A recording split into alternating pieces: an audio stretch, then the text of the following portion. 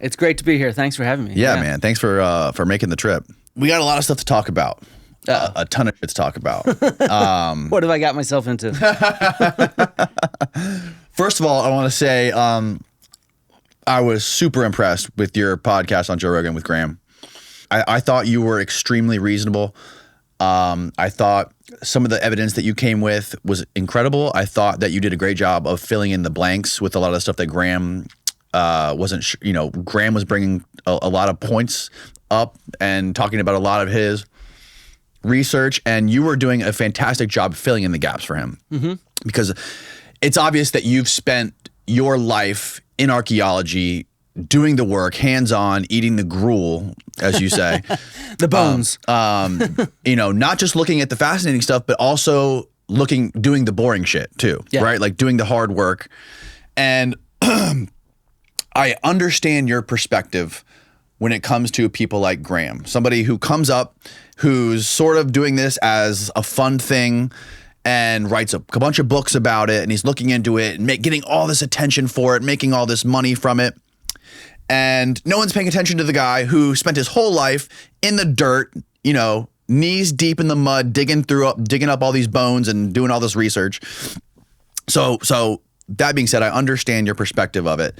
And I think that when as far as people like Graham and his followers, because the one thing I can say about Graham is that he did get people like me interested in this stuff. Mm-hmm. I mean, look, I have colleagues that got interested in archaeology because they read Graham Hancock. Right. And now they're full-blown archaeologists. They don't anymore in any way agree with him. Yeah. But that's how they got into the field. I know several people like that. And at the same time, I think that when you believe you're on the right side of history or the right side of an argument, you can go so far to defend it that you end up becoming the very thing that you think you were fighting against. Yeah, so I want to make clear, first of all, that I have nothing against Graham as a person. Right. Right? I want to make that really clear. And I have nothing against people who disagree with, you know, mainstream archaeology, if you will. I hate the term mainstream because it's just insulting.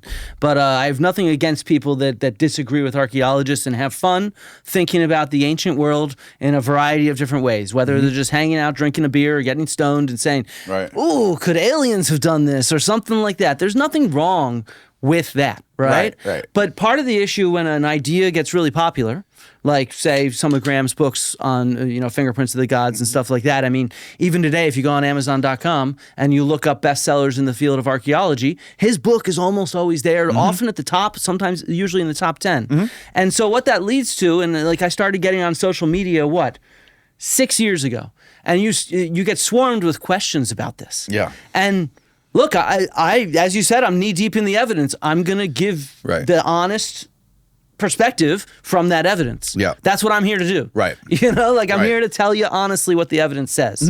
So that's really all it is in my mind. So why are you and your colleagues trying to cover up this advanced Ice Age civilization? You know, we're being paid for it. The Smithsonian. Who's paying? Yeah, the Smithsonian. Yeah, the Smithsonian. You know, the UN. Like all these kind of things. George Soros? No, he doesn't really write too many checks for archaeology, but, you know, I do use Windows computers, so Bill Gates funds the technology and stuff like that. And so, you know, it's really nice to get access to this. I mean, my computer here is about 4 years old, and, like, you know, it's like, it still works because this was top model 4 years ago, like a supercomputer. And so, you know, meaning I paid $1,000 for it 4 years ago. Oh, my God. But, that's so you know, so yeah, I'm making the big bucks, right? Yeah. I was telling you before we started recording that I was talking to my new friend Ammon Hillman, who was recently on the podcast and brought me into this whole world of classics and ancient Greece. And I asked him about Atlantis. I asked him because he is, as far as I'm aware, one of the people that has read probably more Greek than read more Greek than anybody I know personally. Let's put it that way. I know a lot of people have read a lot of Greek, so he's probably up there among them. He spent 30 years reading Greek and translating Greek. Yeah, of course. Yeah. And and it clearly shows. He knows Greek. One thing he always says is it's all about the primary sources. He's like, if it's not a primary source, he's like, you can get lost. And I asked him what his opinion was on Plato's description of what he thought about Plato and what he thought about Plato's writing about Atlantis. He's like, Plato to me was boring. He's like, he bores the fuck out of me, and I thought he was an ass. But let me look into it and see what I can find. So he spent all morning looking up everything Plato wrote about Atlantis, and his conclusion was that Plato basically lied about it, and which kind of bummed me out, to be honest, because I'm a fan of the Atlantis story. And that he was a propagandist, and a lot of people thought he lied, including Aristotle. And according to a lot of people in academia and a lot of scholars, apparently it's consensus that Plato did lie a lot about Socrates. Yeah, we can talk about that. And I think, so all right, the term lie is a loaded term, right? But when it comes to Plato, and particularly the Atlantis story, it's a perfect example of what we call a noble lie. Right? And so this is actually, I have a YouTube video coming out in about a month on this. It's the reason I joined YouTube was to make this video because I'm writing a book on Atlantis, right?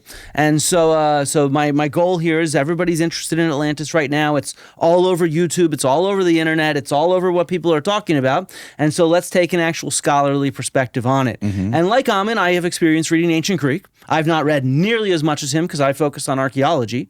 But at the same time, I also have done a lot of archaeology. So I excavated in Athens, Greece, right? So right where Plato grew up and taught, I study material from there, and I work with an excavation team there. I'm one of many, but one of the world experts on ancient Athens. And so I realized it was a few years ago, actually. This is how I got started on this topic. I was on social media, and there was a new TV show on the Discovery Channel coming out about Atlantis. And the host thought that he'd done some research, and he wrote this paper that he was hoping to get published, and that's what the show was based on. And so he's like, no, this is really scholarly. Let's have scholars look at this. So I told him, I said this publicly on Twitter. I said, if you want to send it to me, I will do a public peer review of your paper. But warning, I'm going to be honest and critical, right? That's what you do as a scholar to other scholars. And so he sent it along, and it was actually in many ways, just like Graham's books, a well-researched paper in the sense that he'd done a lot of reading, cited a lot of stuff, but sometimes people who don't have the training and the experience, they miss the forest for the trees. And so that's where some of these issues come in. And I realized that because I focus on Athens, that actually I had the smoking gun on how to demonstrate to people why Atlantis doesn't exist. So let's think about this. Okay. And I want to say first off that maybe I found Atlantis in a certain way, if you think about it like that. And we can actually sit there and fact check it. How would you yourself go about taking a text with descriptions of places and look for Atlantis and fact check it? And so just so you get the context of that text, it's a conversation between friends with Socrates and Critias and Timaeus. And they're sitting there and they're talking about, it's set up like this, where Plato's Republic? You ever heard of that? Yep. In Plato's Republic, Socrates has a conversation with other people, and they build this ideal city, the perfect constitution for how people can live in kind of peace and harmony. Right. And then like a few days later, it's a group of people that they're saying, now, Socrates, he starts off, he says, now I want to see how that ideal city acts in a certain situation, in war. How is this city going to act in war? And so one of my colleagues, he's where is he? University of Vermont, Mark Usher. He's published on Plato's Republic, and he sort of thinks of it as Sim City. You ever play Sim City? Yep. You sort of build this city block by block by block. That's what they do in the Republic. Now, for the Atlantis story, Socrates is saying, let's play the game of civilization. Right. We're going to create this civilization over here. It looks like that. This is the ideal city, and what we're going to do is we're going to make this early version of Athens from 9,000 years ago. That's going to be our ideal city. And then we need an opponent for it to fight against. That's going to be Atlantis. And so we're going to create this Atlantis sort of thing with this island and concentric rings, and we're going to build it up block by block by block, and then we're going to see what happens if they fight.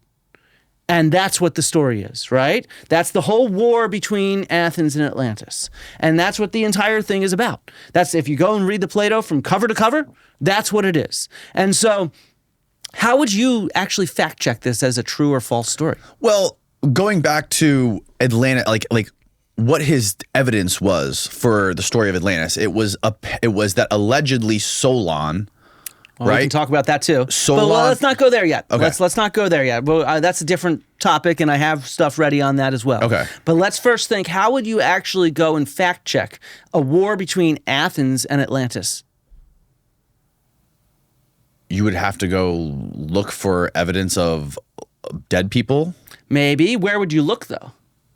Where would you first look?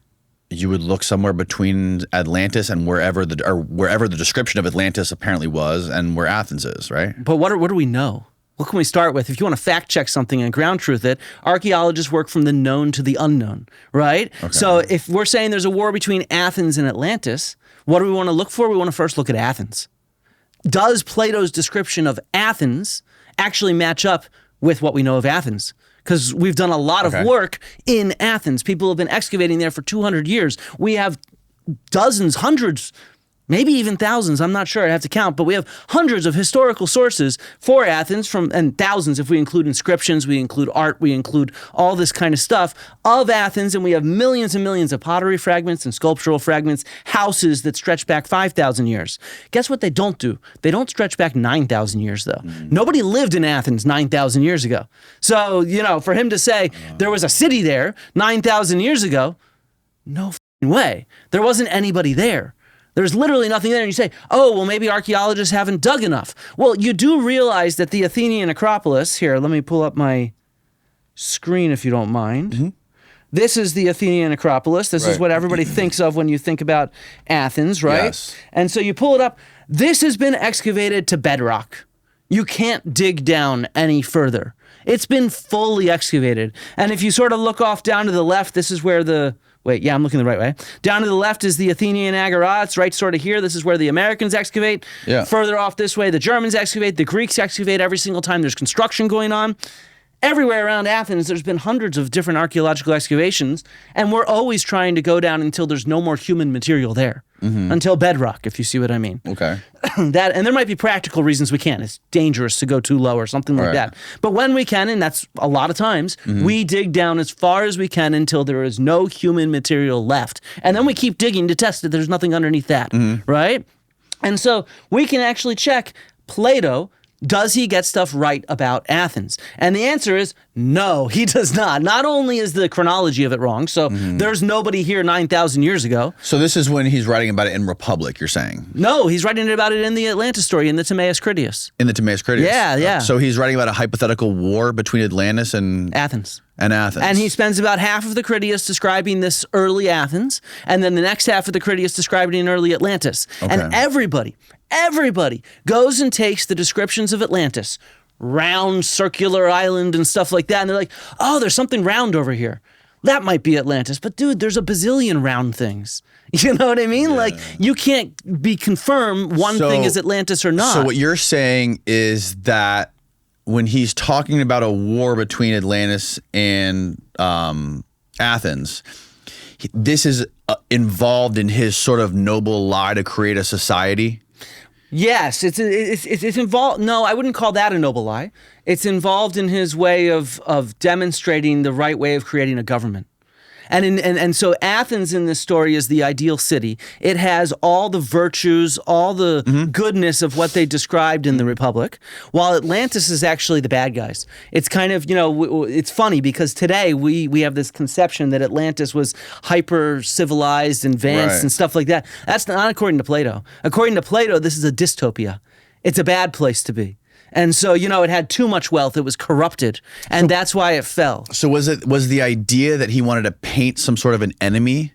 Yeah, like an enemy that only they knew didn't exist, but maybe that the population thought was real to keep everyone... Not that the population thought it was real. The idea was to create a story that would show how his ideal city works. A clear fiction. Okay, and we'll get into the dissemination of it, the story, how it got passed on, and how that shows that it's a fiction. Right. But from a modern perspective, we can actually ground truth or fact check Plato by checking what he gets wrong about Athens or right. And he gets it all wrong. What he describes. So, for example, I have this arrow here on the screen, right? This episode of the podcast is brought to you by Verso. If you ever listened to this podcast before, you are probably aware I've talked about Verso ad nauseum on previous episodes. Ever since the infamous nutritional scientist, Dr. Dom D'Agostino, introduced me to this stuff. And I've been using Verso every morning since. So it's been like 3.5 years now. I use Verso because it gives me more energy, makes my brain work quicker, I sleep better, and it just makes me feel like a younger version of myself. But there's a totally unexpected benefit you can get from Verso, which I was not aware of,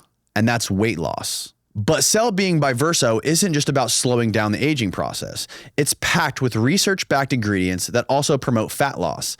These ingredients have been proven in both animal and human studies to boost metabolism and improve body composition through a variety of body mechanisms. One aspect is how these ingredients actually increase the body's process to break down fat, essentially fooling your body into thinking it's consuming fewer calories. They also help regulate glucose and leptin levels, which suppress hunger and increase feelings of fullness, effectively curbing cravings. I take Cell Being every morning to feel like a younger me, combating the signs of aging, which is amazing on its own. Experiencing fat loss is just an added bonus and something that I'm very happy about. Plus, Verso ensures transparency and quality by publishing third-party testing results for each batch they produce. So if you want to check out Verso and support this podcast, click the link below or head on over to ver.so/Danny and use the coupon code Danny for 15% off your first order. Again, that's ver.so/DANNY for 15% off your first order. It's linked below.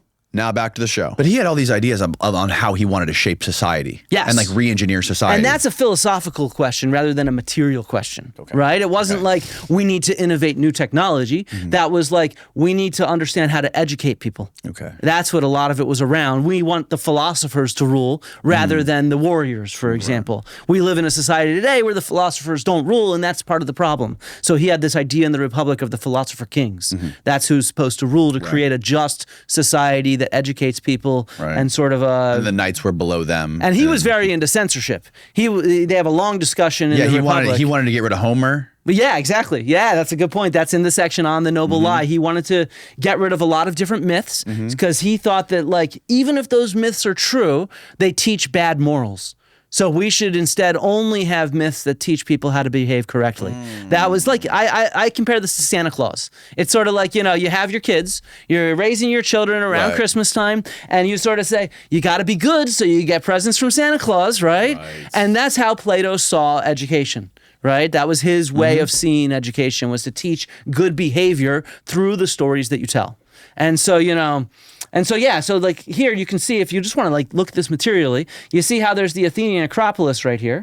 But then to the left, there's another big hill. That's called Lykavitos. I used to live right near. There's a church on it. It's a beautiful place. But in the story of Atlantis, when he's describing Athens, he describes geologically that these two hills, which are miles and miles away from each other, were actually connected and part of the same thing. And geologically, we know that's not true. They were never connected, and there was no rainwater that eroded them away. So we just know based off of natural sciences that his description of this early Athens doesn't match up with what we can tell. Could he have meant connected in a different way? No, because he describes very clearly a rainstorm that strips the sediment and causes it to flood away. That's actually what he describes. It's one of his floods, let's say. Yeah. And so we know that flood just didn't happen here. It was just simply know it. Another one, let's check this out. He describes that these warriors in this early Republic version of Atlantis, they had this temple of Athena right here, right?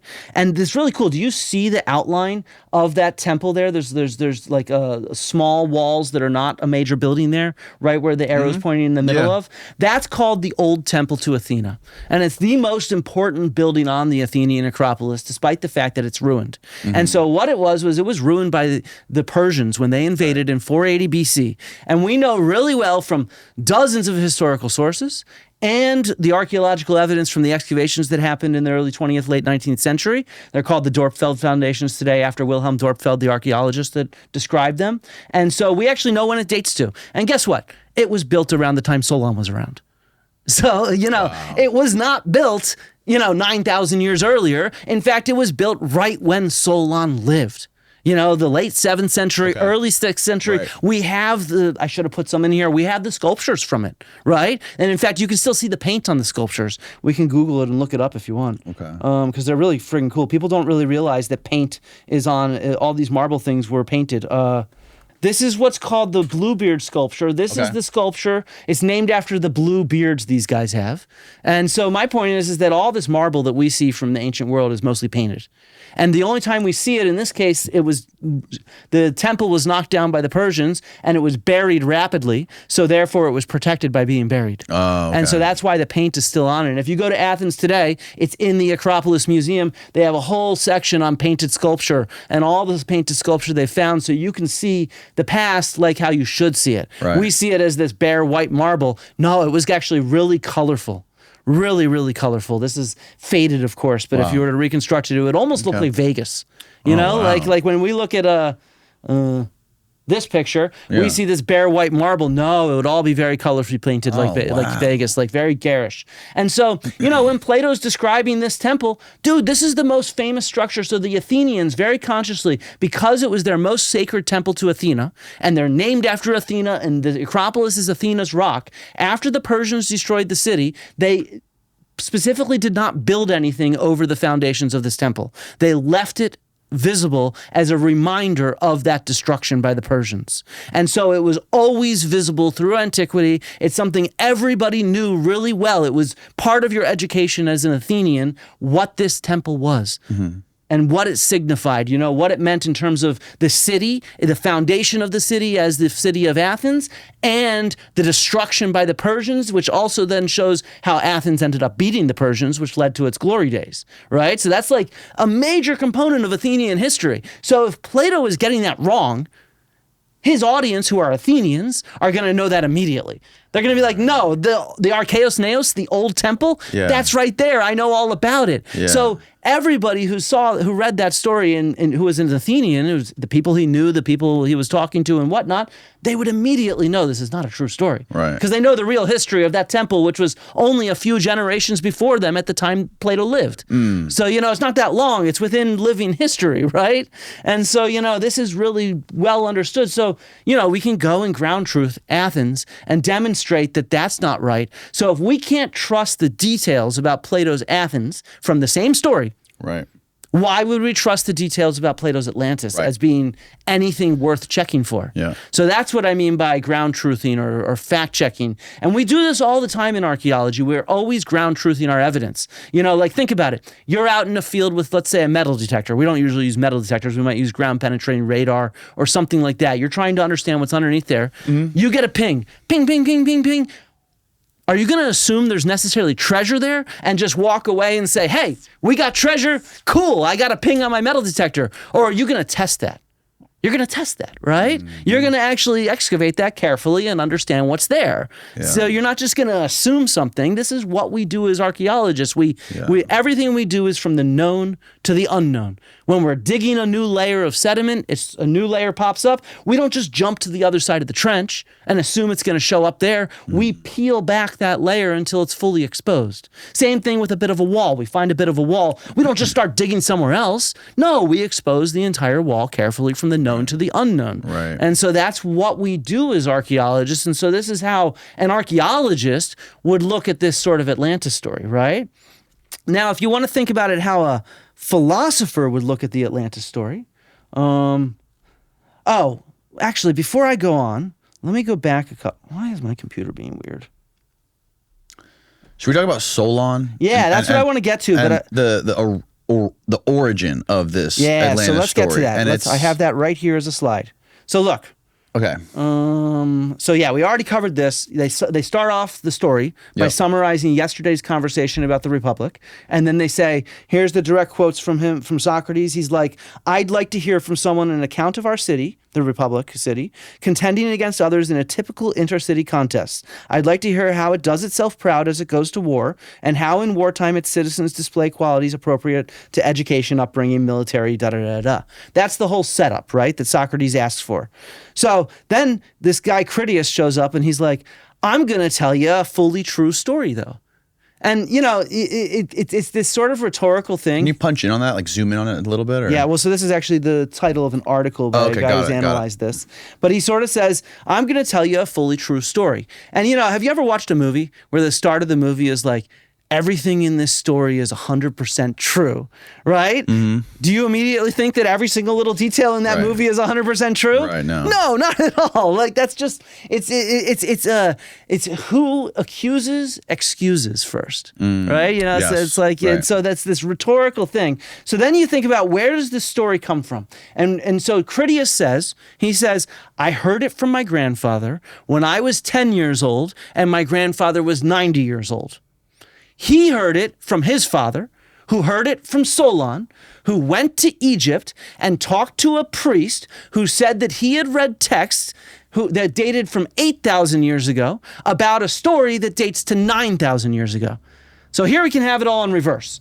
There's the destruction of Atlantis, 9,000 years before Solon, so 9600 BC. Right. That's an oral history or something for 1,000 years. We don't really know. It's not explained.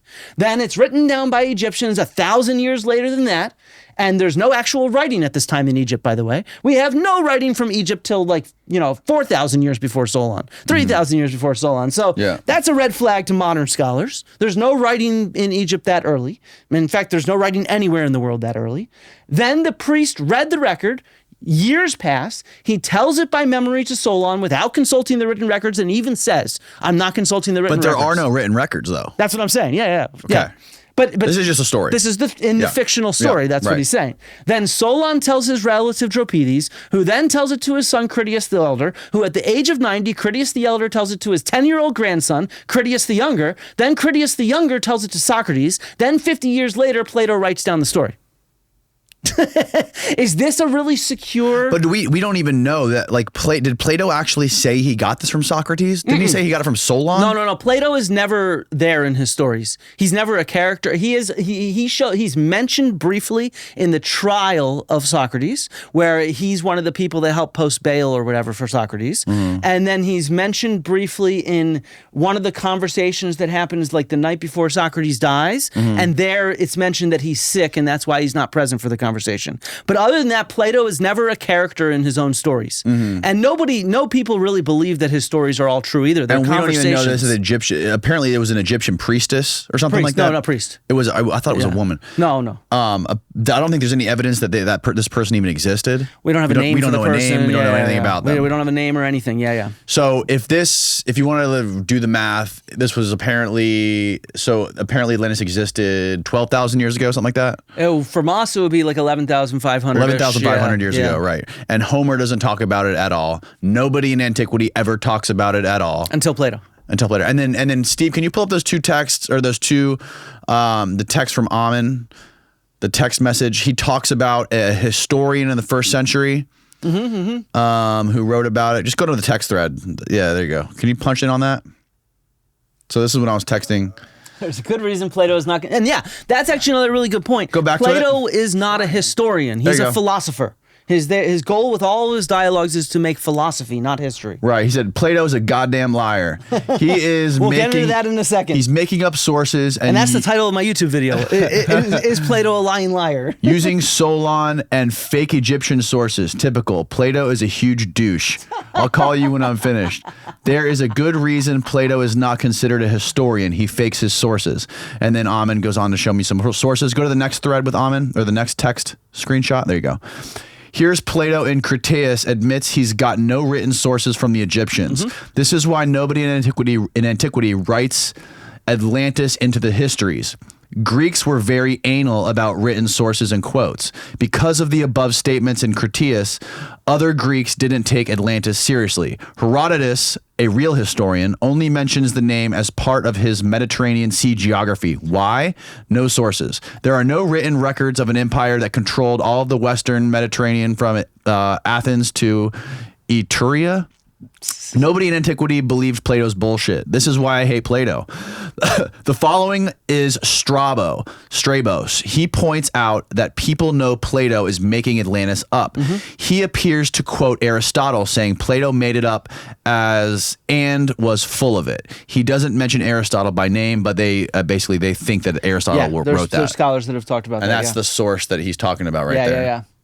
And there's several sources like that as well, where they're especially in much later in antiquity, like right before the Middle Ages in the late Roman Empire, there's like the later the Neoplatonism it's called, sort of the new school of Plato and stuff like that. And you see that different philosophers had totally different ideas, but they really had no idea. And so nobody ever took this seriously as a history at all until really just a few hundred years ago. Hold on. Whatever happened to the legend Chuck Norris? That's the wrong question. What did Chuck Norris happen to? I just saw a video of him on the interweb and I was shocked. He's already in his 80s, but he's still kicking ass, working out, and staying active. And what's even more shocking is he's even stronger, can work out longer, and has more energy to hang out with his grandkids. And he did all this by making one change. And he said he feels like he's only in his 50s. Yeah, his wife even started doing this one thing too, and she's never felt better. She says she feels 10 years younger. Her body looks leaner and she has energy all day. Go to chuckdefense.com/Danny or click the link in the description. It will change the way you think about your health. Just check it out. chuckdefense.com/Danny and click the link in the description below to watch the video. You won't believe how simple it is. Just a reminder, the legendary Chuck Norris is 84 years old and has more energy than me. He discovered he could create dramatic changes to his health, simply focusing on 3 things that sabotage our body as we age. Watch this method by clicking the link in the description box below at chuckdefense.com/Danny. Is your interest piqued yet? Don't forget, chuckdefense.com/Danny. It's linked below. Hail Chuck Norris. Right. And we can talk about that as well, because that's interesting. But I do want to, do you mind booting back up my slides? Yeah. So this chain of transmission, which, does this seem preposterous to you? Mm-hmm. Okay, guess what? Plato does the exact chain of transmission for other preposterous stories. So in Plato's Parmenides, it's this great debate between Socrates, Parmenides, and Zeno. So 2 different philosophers from earlier generations than Socrates. And it's witnessed by a guy named Pythagoras. Pythagoras then tells it to Antiphon when he's a child. As an adult, Antiphon tells it to Cephalus. Cephalus then tells the story of a trip to Athens where he heard this story. And then decades later, Plato writes it down. But the dates we have for these people tells us that Parmenides was way too old to debate Socrates.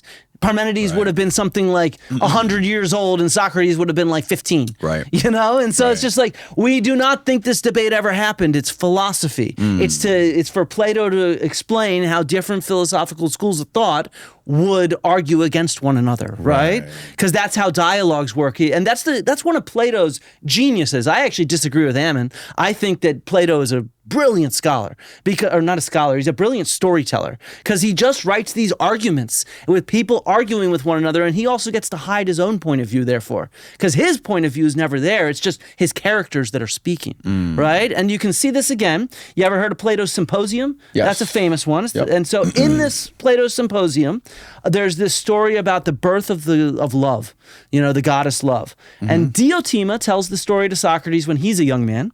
As an old man, he then tells the story at this drinking party, the symposium, hosted by Agathon. And then Aristodemus, who was there and passed out drunk at the end of the night, then tells the story to Apollodorus. Apollodorus then tells the story to Glaucon. Apollodorus then tells the story to an unknown companion about how he told the story to Glaucon. And then Plato then writes it all down. And that's the preposterous transmission of this story. And we don't think this drinking party ever happened because both Socrates and Aristophanes, the famous comedian, were there, and they hated each other. Because Aristophanes made a comedy. Made fun of Socrates all the time. Nonstop. Yep. He has a whole comedy where it's all about fart jokes. And Socrates is going around sounding like an asshole and farting the entire time. And it's called The Clouds. It's a lot of fun to read. And so even in the Apology, so the story of Plato's trial, Socrates' trial, Socrates in there talks about Aristophanes and other comedians and how it's their fault that he's on trial. So they hated each other, and there's no way they'd have a congenial dinner party, drinking together and telling stories. And what's really cool is even in this story where they set up the story behind the symposium, there's a wrong version where somebody misremembered the story of this drinking party. And Apollodorus is like, no, that's wrong. This is the right version, you know? And so it shows how they even recognize there's this tongue-in-cheek transmission of who remembers what orally. And look, this all makes sense because all of the characters, or most of the characters in Plato's dialogues, were real people. And they're written down just, while some of those real people who were there were still alive. So, Plato creates a situation which explains why this is not a real story, if you see what I mean. Yeah. So the Athenians who were there recognize why they didn't actually say that, but they're in the story for philosophical reasons. Right. Right? And so that's what it is. It's tongue in cheek. Yeah. And this is where, look, I hate to beat the drum of expertise and stuff like that, but having familiarity with these kind of sources, if you want to go look for Atlantis via Plato, you need to first read all of Plato. Exactly. You need to understand Plato. Yeah. Because if you don't and you just start looking for Atlantis, well, you're not working from the known to the unknown. You're just jacking off, if you see what I mean. No, totally. And so a good example of that is like we have this issue today. This is an image that will be in my video on Atlantis, created by my lovely wife, Yonita Martini. So I got a question for you. What is this? How did we make this image? AI. AI. So we made this AI. What makes you think that? I'm just guessing. You're just guessing. Yeah. Which makes a lot of sense, but no. That's how most people make their creative images online these days. I know it is. And we thought about it, but the results weren't real enough. The reason why is because it doesn't look real. This image right here of this temple on the left, that is the Hephaestion in Athens. It is the best preserved temple in all of Greece. And you photoshopped it underwater? Photoshopped it in and everything. You could have just told AI, put this. Yeah, but then it's going to make some bullshit like this. That on the left is AI. Look at this. Is that really AI on the left? Yeah. This is really AI on the left. Look at how this column has a different design at the bottom than that column. Yeah. Anybody who knows their shit is going to immediately know that that's AI, while the other one is real. Right. Not real, but photoshopped off of real sources, right? Right. And so the reality is you need to know the context and know the material really well. So let's look at this. Look, Plato and Socrates, these are statues of them in marble from the ancient world. They're in museums today, right? So when you look at, these are both Socrates, right? Do they look like the same dude? Yes. Yeah, they do. So what would that tell you? You think that this is how Socrates actually looked? I'd say it's pretty, it's better evidence that they look the same. If they look different, we have dozens of statues that seem to represent the same person. Would that tell you? Dozens of statues that look similar. That look, yeah. Like I would guess that that's how he looked. Okay, but if you really know your sources, and you read, so Aristophanes describes Plato. Okay. Aristophanes describes Socrates. Jesus, there's so many names. Right. Plato describes Socrates. Xenophon describes Socrates. They all describe him in the same way, and they all knew him when he lived. Right? So they all knew him at the time when they wrote their text down. Now, Deborah Nails, one of the biographers of Socrates, as she says, is a quote from her in the Stanford Encyclopedia of Philosophy, the extant sources agree that Socrates was profoundly ugly, resembling a satyr more than a man, and resembling not at all the statues that turned up later in ancient times and now grace the internet sites and the covers of books. Well, I mean, those statues aren't that hot. I mean, he had wide-set, bulging eyes that darted sideways and enabled him, like a crab, to see not only what was straight ahead, but what was beside him as well. A flat, upturned nose with flaring nostrils and large, fleshy lips like an ass. So why do all these statues of Socrates look like the same dude? Why? Because they're all marble copies of a very famous bronze statue made by the famous sculptor Lysippus, who also sculpted Alexander the Great. He was like his personal sculptor. And he was born well after Socrates died, like 15 years after Socrates died. So what did he base the sculpture off of? Description. Well, so you try to make a prettier version. Yeah, it's idealizing. So Greek statues are idealized. Fuck. Yeah, and so this is why you can't just use common sense to interpret archaeological evidence. You need to look at the history of the field and how we have all tangled with this evidence over hundreds of years to actually understand what the fuck is going on. Right. Right. And so, like, I love people being interested in archaeology, but I'm just going to tell you how it is because I'm not going to infantilize people. Right. I'm not going to treat you like a kid who believes in Santa Claus. If I'm talking to an adult, I'm going to say, this is our evidence, right? Yeah. And what Plato does is he talks... Do you think Plato got that good looking? No, again, it's idealized. Right. All of these sculptures from the classical... They made Plato look pretty handsome. Yeah. And notice that they all look the same. They all have what you'd call a nice big beard, deep-souled eyes, a furrowed brow. That's a philosopher trope. Looks like a UFC fighter. Yeah. It's the same reason why I wear an archaeology hat. right? So when somebody sees that statue, they know that's a philosopher because that's how they always make philosophers look. It makes it easy. You don't need to think twice about it because that's a cliche, right? Same thing with an archaeologist wearing an archaeology hat. I'd rather people immediately just say, yeah, Flint's an archaeologist, not have to pay attention and think twice, and instead start listening to me.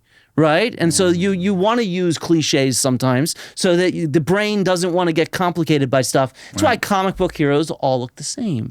Right? It's easy. Yes. You know, it's easy. And then, yeah, as Ammon said, Plato is a philosopher, not a historian. And that's why we're not looking for Plato's cave. Right? We know it's a philosophical thought experiment, which is what Atlantis was. Right. If you see what I mean. It was that game of civilization. Yeah, I mean, it makes so much sense. It just makes so much sense. That's why I'm writing a book on it. And I'm upset because I want Atlantis to be real. I know. And if you still believe in it, I don't got a problem with you. But just don't go crazy on archaeologists that are saying, hey, this is why it doesn't exist, Yeah. You can still believe whatever you want, right? Yeah. It's cool. This is something that comes up on this podcast all the time, is that a lot of people, not people like you, but a lot of people who write books, right? Authors who write about anything. Most of the guests that come on the show are authors. But these authors, 99% of the time, are writing their books based on other people's books. They don't go to the original source. Very, very, very, very rarely do people go to the original source when they write books, right? So, I mean, that just goes back to part of what I'm saying, stuff. though, is you can't just go to the original source, because if you can't with just go this. to the You have original no source, choice. you don't understand the context of these statues. Right. And so, you definitely also need to go to scholarship. Yes. Because you can't, here, I have a good example of common sense and why it just doesn't work. So, Heinrich Schliemann, you know who he is? Yeah, I've heard of him. Okay, he's the guy who excavated Troy. And in 1872, he discovered Troy, and everybody says he proved Troy existed. Bullshit. Everybody already knew Troy existed because Alexander the Great visited it. Augustus, the first Roman emperor, visited it. There was a bishop of Troy up until the 15th century AD. So, nobody really doubted Troy existed as a city. It was just a question of where it is. Right? And so he found Troy. And he didn't actually. Frank Calvert before him found it. Heard about it from local Turkish people. Right. But either way, he was the first one to do major excavations, and credit to him. But his interpretations of it used his version of common sense in the 19th century. So here's a description from his publication of Troy in 1872. I cannot conclude the description of the lowest stratum, so the lowest level of earth there, without mentioning that among the huge blocks of stone, I can't do a German accent, at a depth of from 12 to 16 meters, 39.5 to 52.5 feet, I found 2 toads. And at a depth of 39.5 feet, a small but very poisonous snake with a scutiform head. The snake may have found its way down from above, but this is an impossibility in the case of the large toads. They must have spent 3,000 years in these depths. It is very interesting to find in the ruins of Troy living creatures from the times of Hector and Andromache, even though these creatures are but toads. And so that was his version of common sense in the 19th century.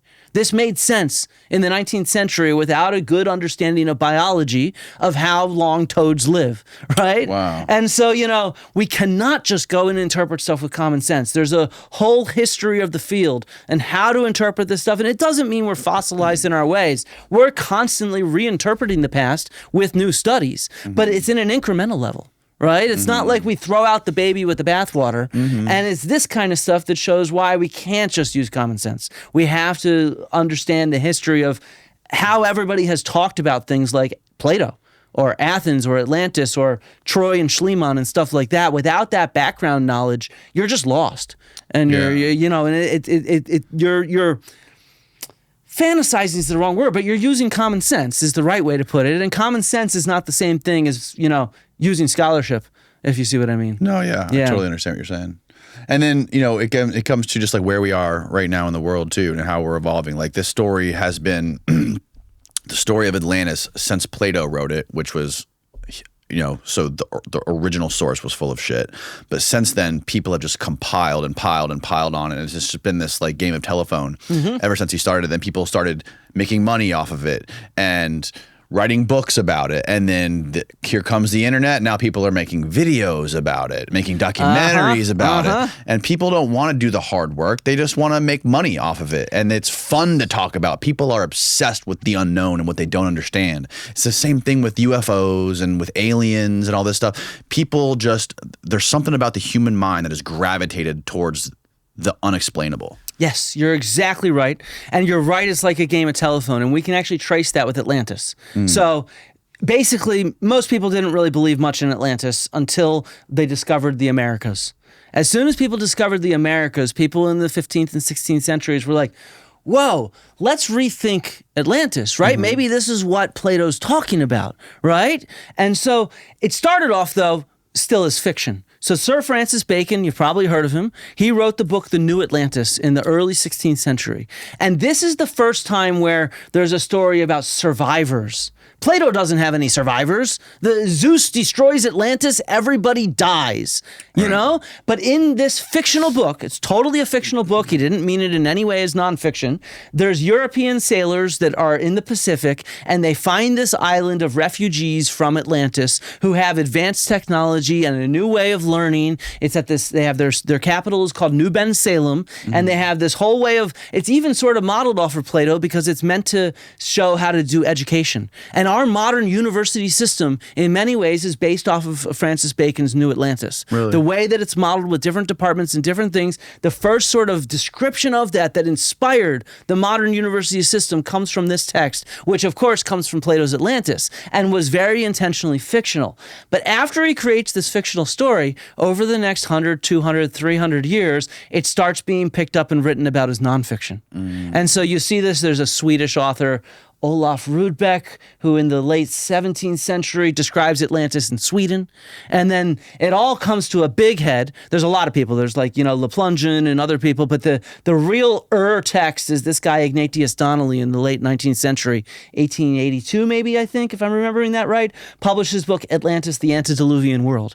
And that's where he sort of drew on a variety of fake facts, real facts, fiction, and kind of just twisted it all into this grand narrative where there's this lost civilization from before a giant flood. So he combines biblical sources as well. And he says that this lost civilization had survivors that taught technology, agriculture, even gunpowder and all this kind of stuff to the hunter-gatherers that were living in different places. And so, and he ended his book, the very last paragraph of his book, written in 1882, was, "Who shall say that 100 years from now, the great museums of the world may not be adorned with the gems, statues, arms, and implements from Atlantis, while the libraries of the world shall contain translations of its inscriptions, throwing new light upon all the past history of the human race and all the great problems which now perplex the thinkers of our day." The end. We're now 150 years later.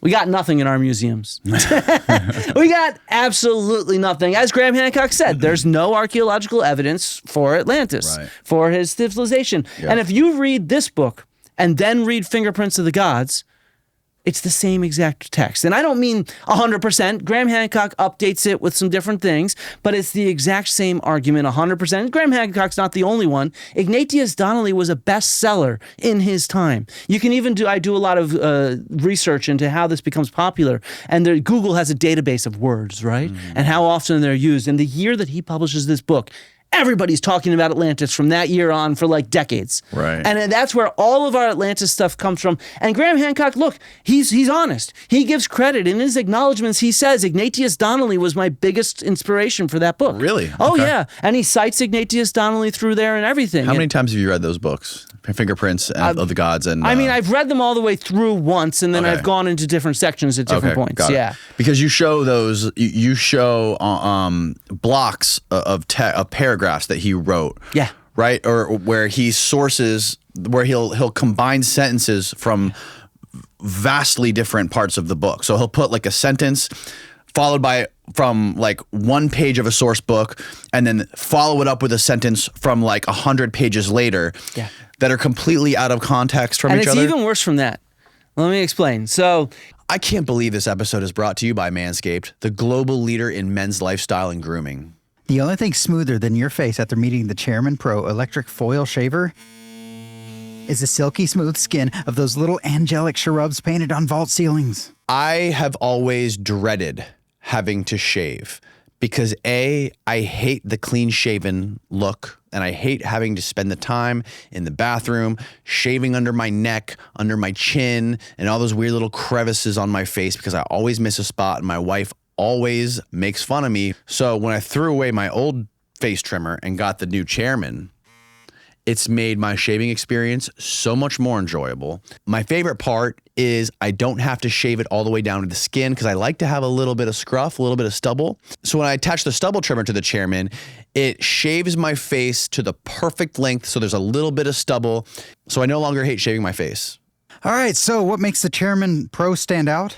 Well, it's all about versatility and precision. It comes with 2 interchangeable skin-safe blade heads. You have the skin-safe 4-blade foil for that close, smooth shave when you're looking to go completely clean. And if clean shave isn't your shave style like Danny, just switch to the skin-safe stubble trimmer to keep your stubble looking sharp and polished. Both heads are designed with skin-safe technology to help reduce razor burn and irritation. So your skin feels smooth and comfortable after every shave, reducing redness or discomfort. A standout feature that truly differentiates the Chairman Pro from the rest is the Flex Adjust technology. This innovative technology ensures a superior shave by allowing both blades and the pivoting head to seamlessly adapt to the unique contours of your face and neck, helping you maintain great contact with your skin at every angle. And if you want even more precision, on the right side of the bracket, there's a precision lock. When you lock it, the blade head sits firm, so you can achieve a more precise shave. And there's something that's going to make your grooming routine even easier. The Chairman Pro is waterproof. Yep, you can keep it right in the shower. And the waterproof feature doesn't just make shaving easier, it also simplifies cleanup too.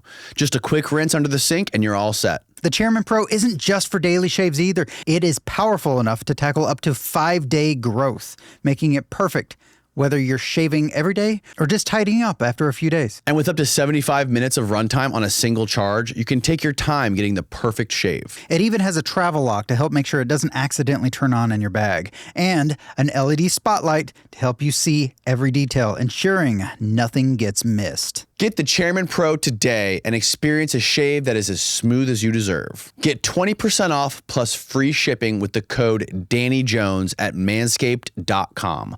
That's 20% off plus free shipping by using the code DANNYJONES, no spaces, at manscaped.com. It's linked below. Now back to the show. He has an argument in Magicians of the Gods. Right. So his more recent book from, what was it, I'm going to get this wrong. I should know what year he published it. I don't know. It was around 2012, I think. Maybe 2015. I can't remember exactly. People can look it up. We can look it up. So in there, he talks about these hieroglyphic inscriptions from Egypt from this temple in Edfu, which he claims describe Plato's Atlantis. So he thinks that these are a record of those Egyptian sources that we talked about earlier that Solon apparently talked about with the priest, right? Okay. Now, there are 10,000 things wrong with this. And where is this? It's in Egypt. In Egypt? Yeah, it's a place called Edfu. It's a well-excavated site. Okay. It's very well known. This temple that they come from, here's a drawing of it from a really older book, a German book, because I think the Germans excavated it. And you can see all these hieroglyphs. This temple is filled with hieroglyphs. It's really impressive. I've never been there, but I've seen a lot of photos and stuff. Mm-hmm. Really impressive. So many crammed in hieroglyphs, and they tell a series of different stories of origin and stuff like that, different Egyptian mythological stories. Right. There's several problems with connecting this to Atlantis, though. For one, this temple was built after Plato wrote about Atlantis. Like 100 years afterwards. It was built 100 years after Plato? Yeah. And Graham absolutely uses this as evidence for Atlantis. He claims that even though it was built and recorded 100 years later, it's based off of earlier stories. Which, arguably maybe, but stories change over time. That's just life, right? We know stories change. We can talk about how Homeric stories have changed over times and stuff like that. Happy to talk about that. It's like you're not going to take the movie Troy and think that's an accurate representation of Homer's Iliad, right? Especially if it's a story 9,000 years earlier, just like, our movie Troy, that's from thousands of years after the Iliad, right? It's created in our own context for our own audience, for our own people. We want to see a hunky Brad Pitt, right? That's what we want. That's not how Homer describes it, though. So that's one problem. The second problem is he makes a mistake, and I'll grant it, it's probably an honest mistake, but and I hope most of these are honest mistakes, but he is not actually quoting from the EDFU texts themselves. He's quoting from a book on Egyptian religion by Yves Raymond, published in 1969, which is describing the EDFU texts and stuff like that, but not quoting them. It's not a translation of them. So that's another issue. He thinks that he's quoting from these actual primary sources when he's not. He's quoting from a book on Egyptian religion, which addresses the EDFU text at various points. And David Miano, Dr. David Miano, has a video on this, by the way. So far, a lot of what I got came from David Miano's video, The World of Antiquity. Big shout out to David Miano. He's a great ancient historian who has a big YouTube channel. He's close to here, isn't he? I don't know where he lives. I think he's in Bradenton. I should ask him. I don't know. He's like an hour away from here. Because we're in touch sometimes. But then when I'm reading through this, I always tell my students, and I'm going to tell everybody in public as well, read the footnotes. For fuck's sake, please read the footnotes and track down the sources. Do your own research. I'm fully with that. But that means going and checking people's sources, right? So, for example, here are direct quotes from Chapter 9 from Magicians of the Gods on the EDFU text quoting Yves Raymond. And so here's quote number 1. And he does this as a single block paragraph, right? So does he, in his book, do you see these page numbers? There is footnotes that you have to then go track down and find the page numbers. At the bottom of the page? Yeah, at the bottom of the page. But I can't remember if they're endnotes or footnotes, but they're there to find. But when you're reading the book, you don't see it. You see all this text minus the page numbers. Yes. Okay. And you just see the ... with a footnote, okay, right? I see. And I added the page numbers so we can see this. Okay. So he says first, and it's quoted all in one quotation mark, right? So it literally looks like it's a single quote. So it's not clear when he writes this that it's from separate pieces of a source book. Unless you track down the footnotes. So it deceptively looks like it's one paragraph written together in context. It appears that way at first, yeah. Okay. To anyone who's not tracking it down carefully. And he says an upheaval, quote, so violent that it destroyed the sacred land, ... the primeval water, ... submerged the island, ... and the island became the tomb of the original divine inhabitants, ... the homeland ended in darkness beneath the primeval waters. Does it again. I think it's on the same page of the book. So, and what you just said are 3 sections of a source book from 3 separate pages. Not even a source book. Remember, it's a scholarly book. It's a book written about a book. And so that first sentence comes from page 113. The next group comes from page 109, and then the next group comes from page 127. Okay. Then he has another of these block quotes. A process of ... continuous creation by the emergence of a progressive series of plots of land ...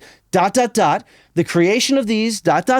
sacred domains was in fact a resurrection and restoration of what had been in the past but had vanished ... In any place in which they settled, they found new sacred domains. And this, as you can see, stretches hundreds of pages. This stretches hundreds of pages. The first bit comes from page 173, the middle bit from page 324, and the last bit from page 190. And again, he's trying to make everything you just said sound like it was one coherent statement. And you can even read it, and it does sound vaguely like Plato's, not even Plato's Atlantis, more like Ignatius Donnelly's Atlantis with survivors and stuff like that, or Francis Bacon's Atlantis that has survivors. But it sounds like that story of Atlantis everybody's familiar with. A flood, survivors, teaching stuff. That's what it sounds like, right? It really does. But he's creating this. Or the quote 3 where he does it again, that the gods left the Pei lands, page 274. They sailed to another part of the primeval world, page 187, and journeyed through the lands of the primeval age, page 274. In any place in which they settled, they found new sacred domains. This is a lot of work for you to go through what was the book, the original book this came from? Magicians of the Gods. No, Yves Raymond, 1969. I didn't have to because he did leave footnotes. So he that left said you the this. footnote, but you actually went and pulled. I checked to make sure he was cited the right pages. Yeah, okay, he did. He did. And some of his ... don't actually change the meaning. Some do though. Some very much are linking together things that don't make sense in the book that he's quoting from. Yeah, you can find this book online, by the way, the Yves Raymond book. It's on archive.org. Though there was a big lawsuit against them, so I hope it'll still be up there. But but it was, at least until recently. So, I actually prepared this for my conversation with him on Joe Rogan. And when he mentioned, what about the EDFU text? And I said, let's go there. Yeah. And I think he saw the glint in my eye, and then he never brought it up again. Because it was near the end of the conversation, and I think I did pretty well. And so he was just like, ooh, maybe I shouldn't go there. Yeah. And so what I did to prepare is I created the Hancock texts. Right? So here's the Hancock text with my ... my dastardly ellipses. Okay. Flint ... had been involved in another project. I was a young archaeologist, he explains. I was looking for my own project. Soon afterwards, the American archaeologist made a second unsettling discovery. All was confusion, all was paradox, and all was mystery. The extraordinary story of Atlantis, the whole tale of the lost Ice Age civilization, was not, and never under any circumstances could have been a high civilization at that time because of hard evidence which absolutely rules out the existence of an Atlantis-type civilization in the Upper Paleolithic. These are all words that Hancock wrote it. You just did some magic and put them all together out of context. Because if you're going to use a series of ... and a series of footnotes, you take stuff out of context, you can say whatever you want. It's really easy. This is how a lot of people deal with real archaeology. They take something that looks like something else, and they say, voila, they're like the same thing. And it's like, dude. How did you and Graham first get in contact with each other? How did this first start? Do you want the story? Yeah. I was told by Mini Minuteman. I met Mini Minuteman when I was in Miami last week, and he was like, "You got to make this into a video." The story of how I got into this. So there's the long version and the short version. I'm just gonna skip through and get to the Graham Hancock version. Right. In a sense, I started realizing Atlantis was a big deal, and I realized that I, as a scholar, am uniquely placed to address Atlantis just because of my own experience and background. My dad was a Paleolithic archaeologist. I grew up on Stone Age digs, and I'm really familiar with Paleolithic archaeology. But to get out of his shadow, I went into classics. Because, in America, you have archaeology. There's no archaeology departments. There's anthropology departments. And then there's classical archaeology departments, classics departments. And nobody in classics departments had heard of my dad. So I said, I'm going to go do ancient Greek stuff where I don't have to look like some little Nepo baby, right? I can actually do stuff on my own and build my own name. And so that's when I started doing ancient Greek stuff. And I'm an expert in ancient Greece. I work on projects all over the ancient Greek world. And when you talk about the modern version of what Atlantis is, it takes this Greek myth, it's not really a myth, but it takes this Greek story, and it then says that it talks about the Ice Age. And I'm one of the only people in the world, there's a few I'm sure besides me, but I'm one of the only ones who has really a whole lot of hands-on experience with the archaeology of the Greek world and the archaeology of the Ice Age world. Interesting. And so because they're not taught in the same department. The archaeology is a huge field. Right. And there's the millions of sites. Nobody can cover everything. It's not. There's very few people that are multidisciplinary in that sense. And so in that sense, I realized, look, this stuff is so popular right now. Yeah. Somebody that can actually talk about the hands-on evidence and describe it in a real way that represents the field. Because, you always have to worry when you're talking about a field that's not your own or a subdiscipline that's not your own, that even though I'm a scholar, I'm misrepresenting them. I don't want to do that, right? I would say that this happens sometimes with archaeology, where you get somebody who's writing a big book, the overall picture of archaeology, and they're familiar with this stuff, but they're less familiar with that stuff, and therefore they make mistakes. It's accidental. And so I don't want to do that. So, I try to focus on what my expertise is, right? And so that's where I got started. And so, excuse me. So I'm reading more and more on Atlantis because, it's not something you're taught in school. That's so interesting, man. Your specialty just happens to line up perfectly with the story of Atlantis. Exactly. Greek classical period and the archaeology that goes back to when it apparently existed, the Ice Age. Exactly. That's why I started getting, and at the same time, I'm active on social media. I've always done a lot of Twitter threads that people read and stuff like that. And I think you do a great fucking job, man. I think you really do. You're a tremendous communicator. You're really good at explaining this stuff. And you check out my YouTube. You've done, yeah. I'm gonna link it below. And it's crazy how diabolical the backlash has been towards you online. I don't know what to say. I'm just trying to tell the truth. I'm not even trying to tell the truth. Because I'm sitting here with you, listening to you. You're super reasonable. You make so much sense. You've done the fucking work. You've eaten the gruel, and you've studied this stuff your whole goddamn life. And I don't see where it's coming from. I just don't understand it. So that's why I'm trying to ask you more about the gram origins. Yeah. So how did I get into that? So I started researching Atlantis. Why is there so much hate towards you? That's a different question. Look, I think I don't actually quite understand it myself. I think that people really like the narrative Graham tells, because Graham, look, let's be honest, he's an amazing storyteller. You read his books, they're very compelling. I mean, like I said, he's gotten now archaeologists into archaeology. Like, there's no denying his ability to tell a story. He is gifted. Yeah. And he's a great public speaker as well. Yeah. And so, I'm not denying that. And he's a smart guy. And when I met him, he was kind and everything, right? Yeah. But a lot of people, he's developed a fan club, I guess, of people that are just really attached to these ideas, and they don't like the idea of being told that they could be wrong. And I don't quite understand why that's the case, but it is the case. And I wish people would simmer down a little bit, because I'm just trying to, really my main goal is to share what archaeology is. As I think I started on Joe's podcast, one of the things I've learned over the years of communicating with the public is nobody really gets what we do today. Because the only way you understand archaeology is if you took it at university level, because it's not taught in, kindergarten through 12th grade. It's not taught at university unless you choose to take that class. And so nobody understands it. And a lot of the popular communicators for archaeology, they're not archaeologists. Even the ones who try to do a good job with it, like who don't want to say they know more than the archaeologists. Because there's some people, and Graham does this, he says he's right, archaeologists are wrong. He says that in Ancient Apocalypse all the time. He's like, I am overturning the paradigm of history, which means we're all wrong and he's right, right? And so there's a lot of YouTubers that do that as well. They say, I'm right, but this discipline with tens of thousands of people that have been working for 200 years, they're all wrong. And it's like, this is a problem. The public understanding of what I do is totally warped, and not just by them, it's by people who don't think we're wrong, by people who think we're right. But, a lot of the biggest channels that share archaeology on YouTube, some of my friends, I'm not, like David Miano, he's a historian. He has a PhD in ancient historian. He's an amazing historian, and he's an amazing public communicator. But because he doesn't have the same level of archaeological experience, he's not presenting it in the same way I would, having that depth of experience, if you see what I mean. And so I don't think he's doing anything wrong, but it means that the perspective of an archaeologist is not represented, if you see what I mean, in the public consciousness. And so, on most of the big YouTube channels, most of the big authors on archaeology, with few exceptions, are historians, or they're people that somehow want to challenge our field.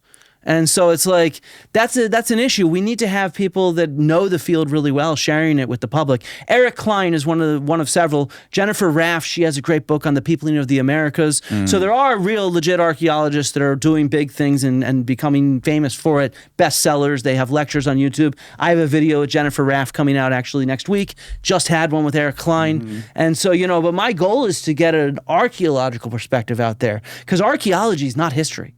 We're dealing with the material sources, those statues of Socrates that don't talk to you, if you see what I mean. You don't have those words there. Right. And so, you know. Ammon was telling me he did an archaeological dig in Israel.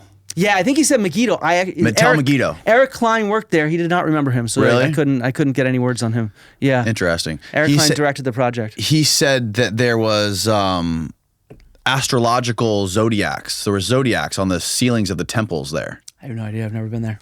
I have no idea. We could ask, like I said, Eric Klein would be the person to ask, because he directed the project and he's published on it. Right. There's a book, I think, like Excavating Armageddon or something like that. Right. Yeah. Can we talk about this shit? Oh, Jesus. That's by some people who think that all archaeologists are wrong. Maybe you can... Is that a real one? No, this is a 3D print. Okay, good. I've never heard you talk about this. This is the one thing I cannot get a reasonable explanation for, because these things, from my understanding, and I had my friend Matt came in here and brought like a couple dozen of these things that he purchased, and they're made out of like red granite, and they had them measured in light scanners at an big aerospace company. And they found out that they are completely perfectly symmetrical within the deviation is like within less than the width of a human hair. Yeah, and that's measuring like literally in here, the dimension between the opening, the edge here, and then all around the whole thing is like so perfectly symmetrical. It would have had to have been made on like a CNC machine today. I disagree with them. Sorry. What Sorry, guys. What part do you disagree with? I have. Let's see. I have. I'm trying to eventually do a video on this. Okay. But it's not my specialty. I am not an Egyptologist, but I've been talking with people who study this material from archaeological sites, right? Okay. So this is something. It's something that right now I'm focusing on Atlantis. So it might take a year before I do a video on this. But here's some initial thoughts. Okay. Let's just go with initial thoughts. And this is just me having seen a few videos that these people have done. Okay. First, your expertise is not involved in like Egypt or Egyptology. No, I worked in Abydos when I was an undergrad. So a long time ago, when I was, before I really got into my expertise and stuff like that. Right. At the time, I did a lot of digital mapping. I've done a lot of digital mapping. I've designed large-scale GIS and database systems for projects. And so that's what I was doing at that time before I got into environmental archaeology. And so I was at Abydos, which is, that's one of the major pre-dynastic cemeteries right before the next dynasty that builds the pyramids. Okay. So it's where a lot of these stone vessels come from. And they also the consensus is that these things were from 4,000 to 5,000 years ago. And I believe we'll talk about that. I believe the lathe, correct me if I'm wrong, but we know that the Egyptians didn't. The earliest we know they had the lathe was 1300 years BC, 13 BC. I don't know. I don't know that. That's what I heard. Maybe we can I fact talked check briefly that, with Steve. Matt on Twitter, but I think that we do know that they had rotating devices like a ceramic wheel around that time. So around 5,000 BC? Yeah. And in the Near East and in that area, I think around that time, even in Egypt, they had the ceramic wheel. So to assume that they would not use something that rotated around to make a stone vessel is a big assumption, if you see what I mean. I don't think any reason to assume that. We also have tomb paintings that show how these are being made with a drill that you rotate around. And so with a flint drill bit and stuff like that. Really? Yeah. Paintings of a drill bit? Yeah. Really? And we have reconstructions. I just saw them in the British Museum. Ancient Egyptians used used lathes for a variety of reasons. I'd be careful with the term lathe, when? though. I'd be careful with the term lathe because that is Okay. Egyptians developed a two-person lathe around 1300 BC. Yeah, and I'd also be careful with Google. I'd go with scholarship. Of course, right. You gotta be, especially AI stuff. Yeah. But they certainly, before 1300 BC, there's a tomb painting that I saw a depiction of just now, recently in the British Museum. I was there and I was looking at some of these stone vessels. How would we search for this if we wanted to find it on YouTube? Or on Google, rather? Like a Egyptian tomb painting of a drill? Stone vessels, maybe? Oh, look. Is this what you're talking about? Yeah, it's something else with a drill. Yes, the one on the left is, I think, an example of drilling a stone vase. There's several of them actually. It's not just one. There's a bunch of different examples of people making stone vases. And in the British Museum, they actually had flint artifacts that were the drill bits themselves, and they reconstructed it on the wood and stuff like that. And so they had a whole section on exactly how these vases were made, as the Egyptians themselves described it. If you see what I mean. Now, don't get me wrong. These tomb paintings are later, because at the time that some of these really early ones were made, they weren't painting their tombs. It's just how it was. Right. And so, but later on, they show what they do to make stone vases. And there's a YouTube channel, Scientists Against Myths. It's a few Russian scientists who have reconstructed stone vases. I watched it. It was terrible. Well, just because the recreation they made, it took them years. Well, okay, because and they did a terrible fucking job. It was awful. They had one that measures more accurate than the ones that Uncharted X. No, they didn't. I watched the video. Well, they have several videos. You need to find one of their more recent ones where they actually make one where they do the measurements, and it's more accurate than the measurements Uncharted X. Steve, you got to find it. Because I watched one recently. I don't know which video it is because they have several videos on this topic. But they definitely have a video where it's more accurate. And just because something takes years, Danny, by people who are trying to figure out how to do it as they go, when there's an industry of people that have passed on over generations how to do something, they know how to do it, right? They have the expertise of having made many of them, so it won't take them years. Sure. And remember, these guys are just doing it in their free time. There's a difference between somebody doing it as a job versus doing it in their free time. You need to find on Scientists Against Myths. Oh, oops. Scientists. Steve, see if you can just find it. We'll keep going. Yeah. So that's one reason I have an issue with is Scientists Against Myths. So how were they able to get it so goddamn perfect? Well, I think it just has to do with the circularity of spinning something. You make a compass and you spin it around, you make a perfect circle. You know what I mean? Within 1/1000th of an inch variation. Yeah, if you have a compass, that should do that. Yeah. With that kind of and how do people like that's how a compass works? What tools did they use? Like what kind of drill bits did they use, and what kind of? I think for these they use flint. And it was all by hand? There was no pallet? Yeah, it's something that's spun. And they might have had a pallet they put it on. I don't really know. That's something we can't tell. And these handles that were built into it with the tubes that go through it, like with the holes that go through it. Now, that's actually one of my problems. Piece. One of my problems is every single one of these I've seen, this is a replica. These are a little bit off. Or something's off. Sometimes you can look inside and you can see bits where it's not perfect inside, where the drill bit has left an impression. So, that tells me you can see the insides are more imperfect than the outsides. Yeah, which if you're doing it with a modern machine wouldn't happen, right? And so one of the things that I would say is technically I also think that they're measuring this with the wrong technology, these scanning light measurements. They should be using CT scans. That's kind of the standard. They do. They did that too. Good. They did that too, but the aerospace I think it was light scanners or something, that whatever they did was able that was the one that was able to measure the variation and how symmetrical it actually is. Well, no, that's just about capturing a 3D. You can do that with anything. And the thickness of the walls and how CT scan gets that.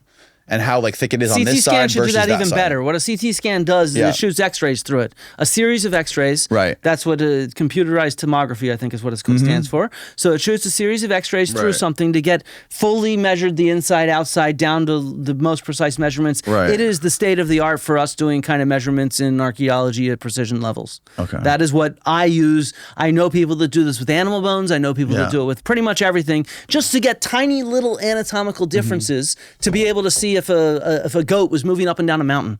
Right? So with the naked eye. Okay, so let's talk about this. So what do you want to ask? You want to ask me something first? You're saying that they did this out of granite by hand with the naked eye, no measuring. Think about it like this, Danny. Within 1/1000th of an inch. Well, let me explain why. It's just like a compass. You have a compass. That's another question. Why? Why does it have to be so perfect? Well, it's just the way they're making it that makes it so perfect, is what I'm trying to explain. When you have something that's rotating around, so you have the drill, and then you have the bit that comes out here. That's at a set distance from the center of that. It's the radius of a circle, if you see what I mean. As it spins around, it's just making a perfect circumference.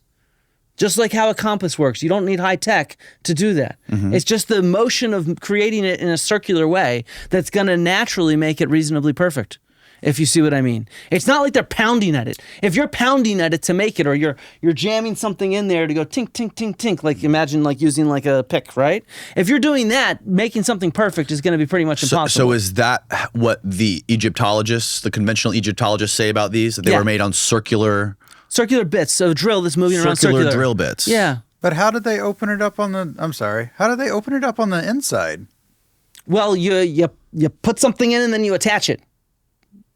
So there's a wooden thing going in, and you attach the drill bit on it so that it circles around. If you're making wood, the thing you're spinning is wood, and stone is attached to it. So there's so they put a stone, think about it like this. And they somehow go like that and hollow out the inside of the granite. Well, they put the lever. Let's go back to those tomb paintings. They show them best. Let's look at the actual ancient Egyptian evidence of how they tell us they made these. Okay. Like let's stick with the evidence, guys. Yeah.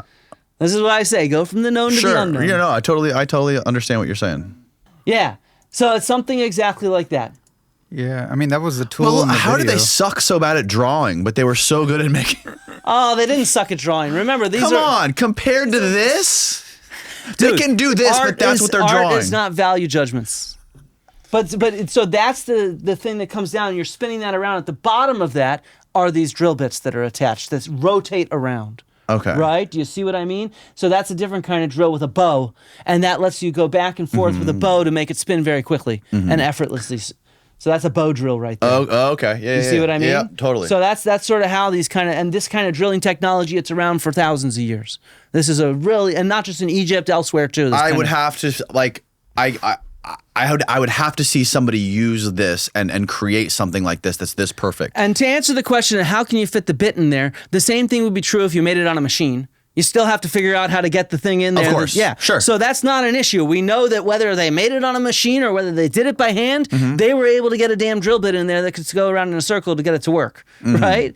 And so obviously, look, now that takes a long time. That's a lot of effort to do that by hand. And there's thousands of them. But it's doable. Yeah, but dude, they have a lot of people who are constructing these over thousands of years, by the way. It wasn't like there's thousands of them constructed in a 10-year span. We're saying there's thousands of them constructed in a several thousand-year span. Do you see what I mean?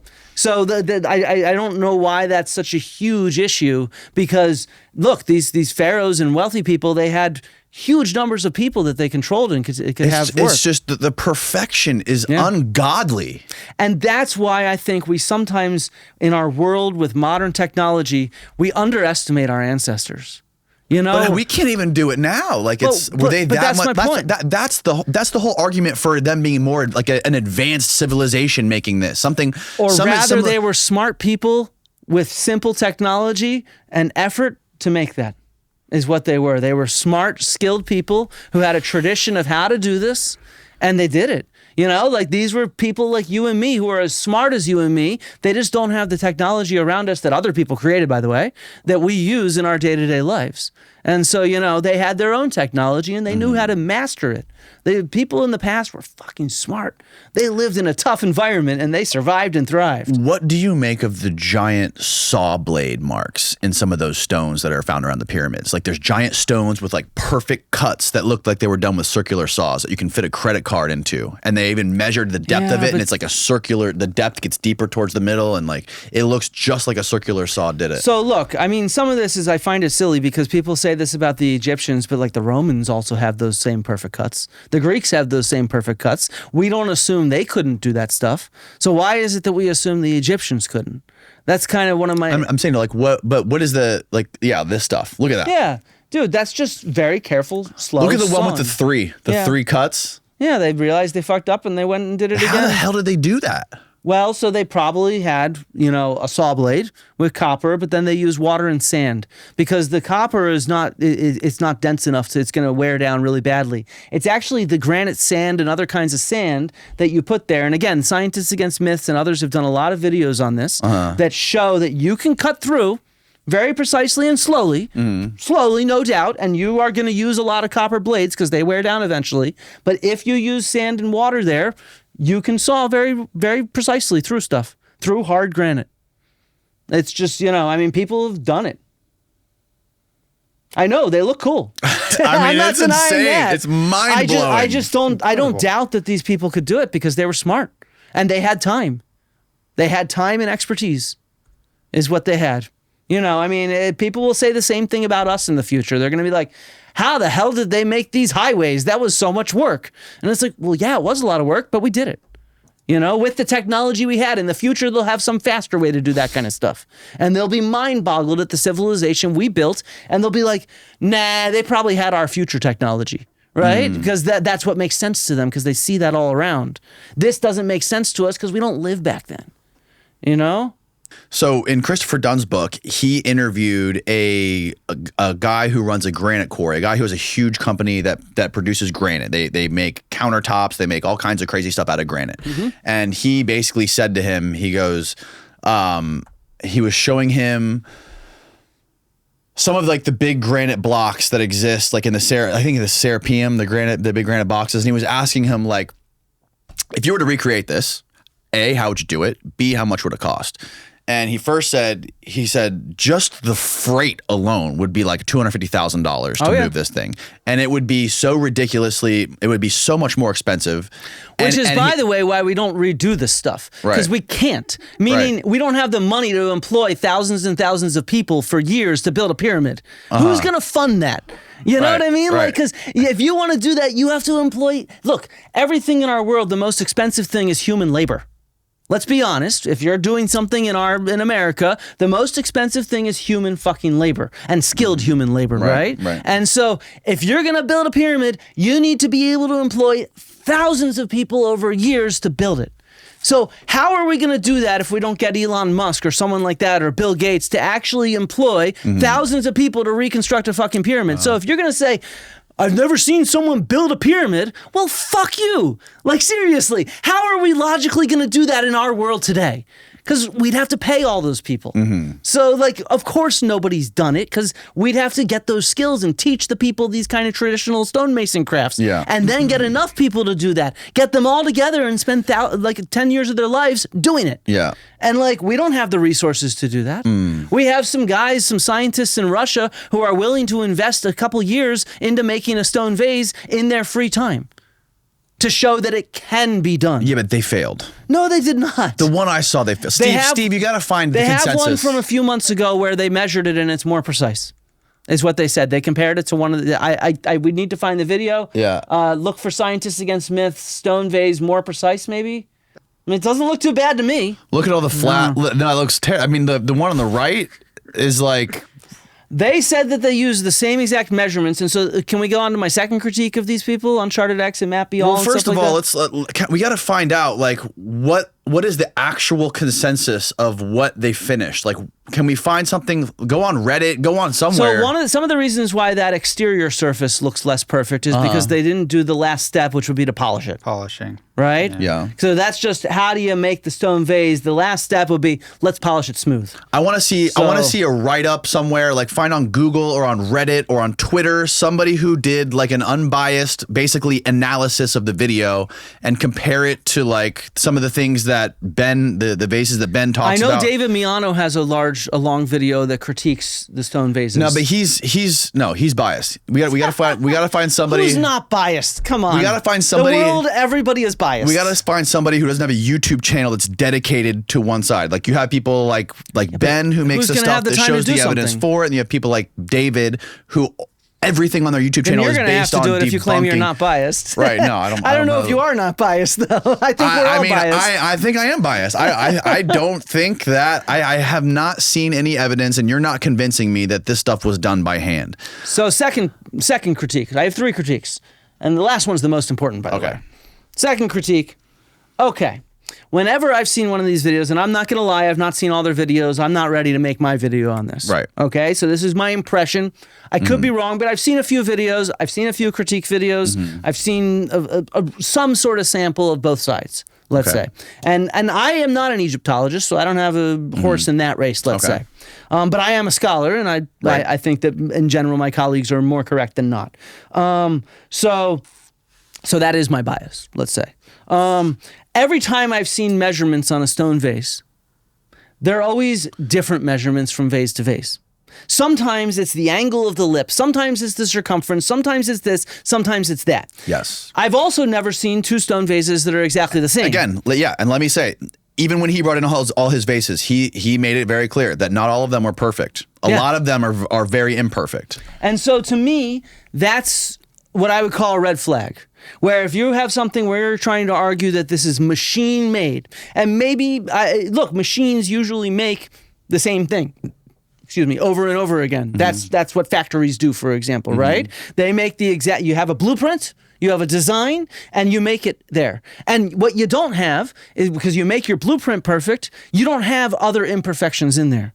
Everything is perfect when you make it with a machine. And so when you can look at the handles being wonky, that doesn't make sense to me if it's machine made. Well, maybe when you look at the fact that handles didn't matter. Well, but why would they just, if they're making everything perfect, why would you not make the handles perfect? It's a good question. I mean, I just don't get that. Right. And at the same time, why would you have some dimensions perfect in one vase, but in a different vase, it's different dimensions that are perfect? But why were these things so perfect, so precise? But I'm saying they're not. Is what I'm trying to explain. A lot of them are. No, they're not. They're not all perfect in the same way. If they're all perfect, they'd be perfect in the same way. This thing is they don't all look the same, right? There's different ones that are different shapes, different sizes, but the ones which a vast majority of them are perfect, the ones that are perfectly symmetrical from side to side, going from the top to the bottom. I don't know. I've seen videos where they don't even talk about the symmetry, and they talk about this guy brought in the scans. Okay, Matt Bell brought in the scans. He showed them to I've not seen them all. Now let's get to the third one. So wait, hold on.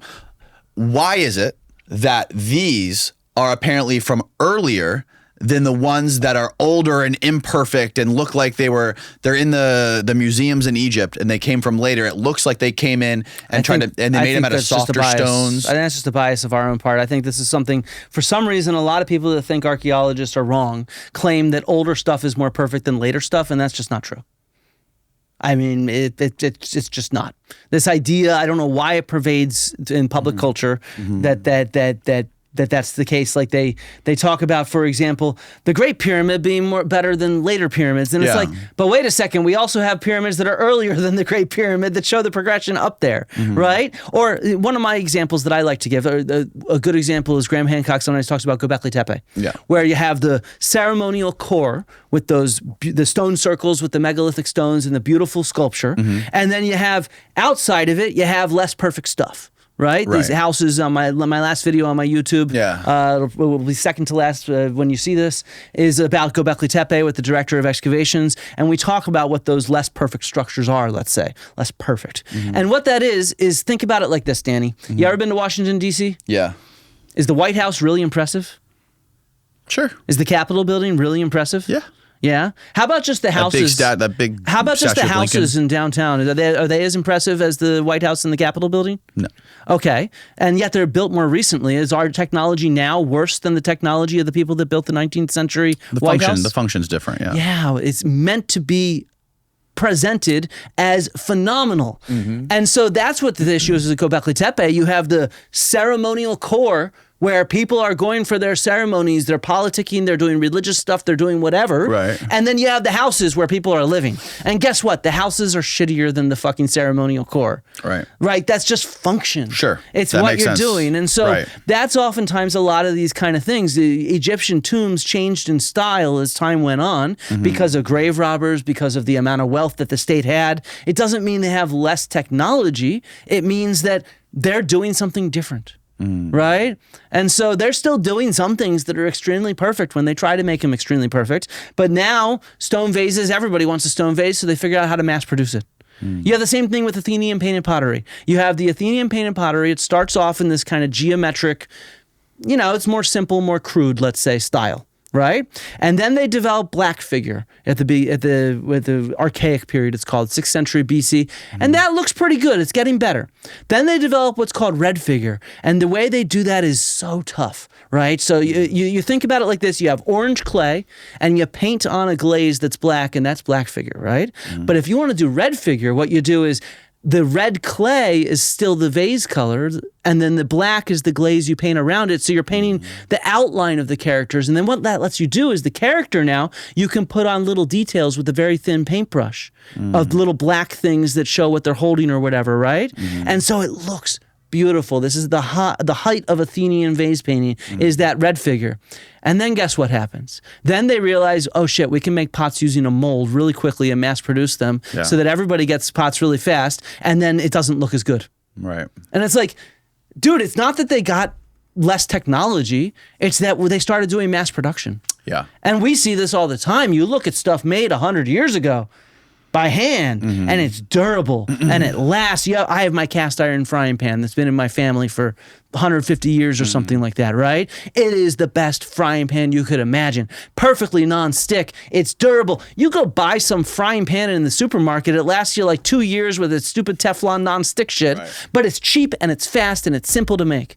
And so, you have to recognize that the way people produce stuff changes over time for different reasons, right? Sometimes they're just interested in mass producing schlock, and that's what we see in America around us too, right? So we live in that kind of world where sometimes it looks like things are not as perfect as they used to be. They're not as glorious and grand and monumental, and then we say, hey, America is not like it used to be. Right. Other things are better today, though. Right? The quality of certain things is much better. I would really like to hear, I don't know why I haven't done it yet, but I would love to hear a mainstream academic Egyptologist explain exactly how these were made, because I haven't. Yeah, I don't study these. I know some people that do it. I'm trying to get in touch with some people that do it even more so that I can. Because look, my YouTube channel is all about actually talking to the actual expert who does this stuff. Yeah. Right. So that's why I have on the director at Göbekli Tepe. That's why I had on the director of excavations at Gunung Padang. That's why this is who I go to, because I know them all. I've been in the field for 30 years. I've worked on a few dozen different projects. I am active on social media. So, I know most of the people around the world that do archaeology. Yeah. So when I look at an archaeological question, I recognize, hey, I can kind of answer this, but I'm not the expert. And so that's who I always try to talk to. And okay, well, can't we say, isn't it fair to say that in academia there's something to be said to where don't question the narrative if you want to climb the ladder and have a career in this? Not at all. Let's go back to Ammon Hillman. Okay, when he went to submit his dissertation to get his PhD, the head of the department, of the classics department there, said you have to remove any references to recreational drugs in antiquity by the Romans. And he said, why? He said, because they wouldn't have done such a thing. So he went out and he at the time, he took it out so he could get his PhD. Now I'm sure he regrets doing that, but he did get his PhD. So there is pressure. He published a book on it. So you would just have. So you can say it's true that there is pressure in academia to follow the narrative and go with the consensus. That is not pressure. No, I would argue that it depends on a case by case basis. The same year that Ammon Hillman, or a year after Ammon Hillman submitted his PhD, what was it, 2002, 2003? I don't remember the year. I looked it up because you asked me to address some Ammon Hillman stuff. Right. I looked it up. I think it was like 2002, 2003. In 2003, I was finishing my undergrad at the University of Pennsylvania. Right? We're talking bastion of academic archaeology. The Penn Museum has been excavating around the world for hundreds of years, right? And it's Ivy League school, that kind of thing. You know, you're talking literally one of the epicenters in the world of academic archaeology. Right. And me at the time, I'm like a dude who gets stoned, right? So I'm like, you know what? I didn't even know I really wanted to be an archaeologist at that point. Even though my dad was one, I really didn't want to be one for a while because I was like, I don't want to just follow in my dad's footsteps, right?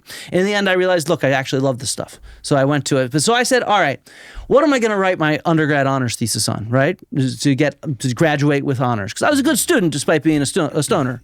And so, and I also smoked pot because I have a chronic disease and it helps with it. And I smoked a lot of pot. And so I asked my advisor and I said, head of the department at the time, I said, look, what should I write my honors thesis on? Do you have any suggestions? He's like, you're about to go on a dig in Ukraine. Why don't you ask them if they have any projects? So I get in touch with them and they just ghost me. So, but because of the rules, I had to do an honors thesis if I wanted to graduate honors, and I had to decide in my junior year before my senior year started so I could get going. And he's like, just pick anything you like. And I think it over, and then I go in there and I'm like sweating bullets. I'm like, could I do something on drugs in the ancient world? That would be really cool. And he's like, yeah, man, go for it. Go talk to Peter Struck. He studies like ancient religion and different stuff like that. Go talk to him. He might have some ideas. And so I talked to Peter and he's just like, dude, that sounds like an interesting idea. People don't look at this. And so you should come and take my classes next year. Let's think about how you could study drugs in the context of ancient religion. Okay. Right? Because that's what he focuses on. So the next term, he teaches a course on ancient Greek magic. Right. Or ancient magic in general, Greco-Roman, Babylonian, etc. And I'm sitting there and we read the Greek magical papyri. And I'm just reading through that. I'm still trying to get my specific thesis topic. At the same time, this is 2003, so we don't have the same kind of library resources we have today. So I'm going and Googling around drugs in the ancient world, and I'm getting like old issues of High Times magazine where they're like, this is the argument in there, is like the Romans used hemp fiber for their ropes, so therefore they're getting stoned all the time. And me being, I hope, a smart stoner, I'm thinking to myself, that's not the best argument. Like, hemp rope is useful. Hemp fiber we know today is very useful. It's a very strong fiber to make, textiles out of. So, but that doesn't mean they're getting high off the stuff. It means they're making, rope. And so I wanted real evidence that's direct, that tells me they are using drugs 100%. Right? So as I'm taking this course, I'm reading the Greek magical papyri, which are a series of about 100 different papyri. Yeah, explain it. Yeah, they're all found in Egypt, and they date from something like, I think the earliest are from like the 2nd or 3rd century BC, so when Egypt is ruled by the Greeks, and the latest are something like the 6th century AD, so like, sort of early medieval period, right? But most of them are from like the 3rd century AD, the height of the Roman Empire type period, right? And what's really cool is, even though you can only find papyri in Egypt because it's so dry, they preserve. We do have some papyri elsewhere, like Herculaneum, the lava flow from Vesuvius, preserved this ancient library there. It's a philosophical library, and AI just helped unpeel it and translate it. The big news like 6 months ago. So we do have some from elsewhere, but we get most of our papyri from Egypt. That's where we get fragments of like Homer that dates, from the oldest fragments of Plato and Homer and whatnot, usually come from papyri, right, in Egypt. Egypt. So we have all these papyri. Some of them are used as mummy cartonnage. They're recycled on these mummies. And when they take apart the mummies in the 19th century, they see there's writing on it. And they're like, and then they read it. And at the time, in the 19th century, this stuff was like satanic. Right? Because it's like the mishmash of polytheism. It's the stuff that ends up becoming, the witch trials and stuff like that, right? Yeah. And so scholars didn't want to touch it with like a 10-foot pole back in the 19th, early 20th century. The first class ever taught on... Did something just happen? Yeah, I saw the light change. A light just went out or something. That was weird. It did change. I'm with you. But okay, so the very first class, early 20th century on this stuff, they couldn't even call it ancient magic because they were worried about the reaction. So they called it selected papyri. And that was it. And then, of course, it's a class. They were worried about the reaction from who? I don't know, fellow scholars or the church or something like that, because everybody's very conservative. And then over time, especially in the last 30 years, 40 years, the first translation, the major translation of them by Betts and Scarborough was the guy who did all the plants in them and stuff like that. That came out in the 90s. And since then, it's been exploding. The field of ancient magic is huge because it actually changes how we understand ancient religion. And so what's really cool is we have throughout the Mediterranean world and even as far north as Bath, England, for example, there's, we have these lead curse tablets. Right? And these are, this is when you do magic. You basically inscribe a lead curse tablet, you roll it up because it's paper thin, and then you put it in a grave or you put it in a well or you put it underground, you bury it. If you're trying to curse your neighbor's business because they're your competitor and you don't like them, you bury it under their doorstep. If you want to curse that chariot driver because you root for the other team, you bury it on the racetrack. And we still have examples of this today. When they were doing Yankee Stadium, one of the construction workers was a Red Sox fan, or maybe it's vice versa. It's in the news. One of the construction workers was either a Yankees or Red Sox fan, the opposing team, and they actually put in the hole a jersey of the opposite team as a curse in a sense, right? Because this stuff pervades, right? And so what's really cool is we have some of these lead texts that are word for word the exact same spell on these papyri in Egypt. So we know this culture of magic and what's going on is very widespread. We don't know whether the Egyptian sources are a little biased. They have a lot of kind of Egyptian religion in them, like a larger amount than one would expect. But the whole culture of magic, it mishmashes different religions. It has kind of a little bit of Babylonian religion, a lot of Egyptian religion, Greek religion, Roman religion, Phoenician religion, different kinds of sources, Jewish religion, Christian religion, all in there, all within the same spell because it's what's called syncretism. It's paganism. It's just a mishmash of stuff, right? They want to appease everybody they can to get the result they want, right? So I'm reading these, and guess what? A lot of these have drugs in them. Very clear drugs. Things like opium. Right? That is very clearly described. You burn opium incense. That then is supposed to summon a lover.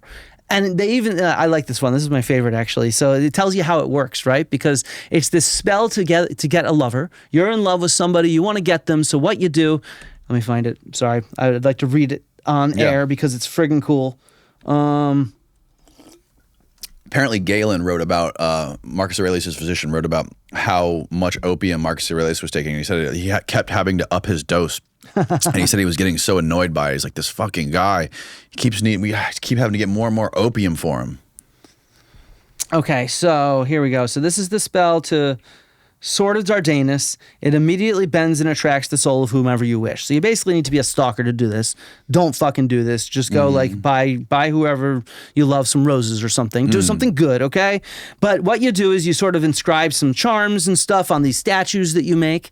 And then what you do is you burn... Why does my computer suck right now? And then you burn this offering to Eros, which includes 4 grams of opium, which is a lot of opium, right? We're talking like grams and grams of opium. And then you say this incantation.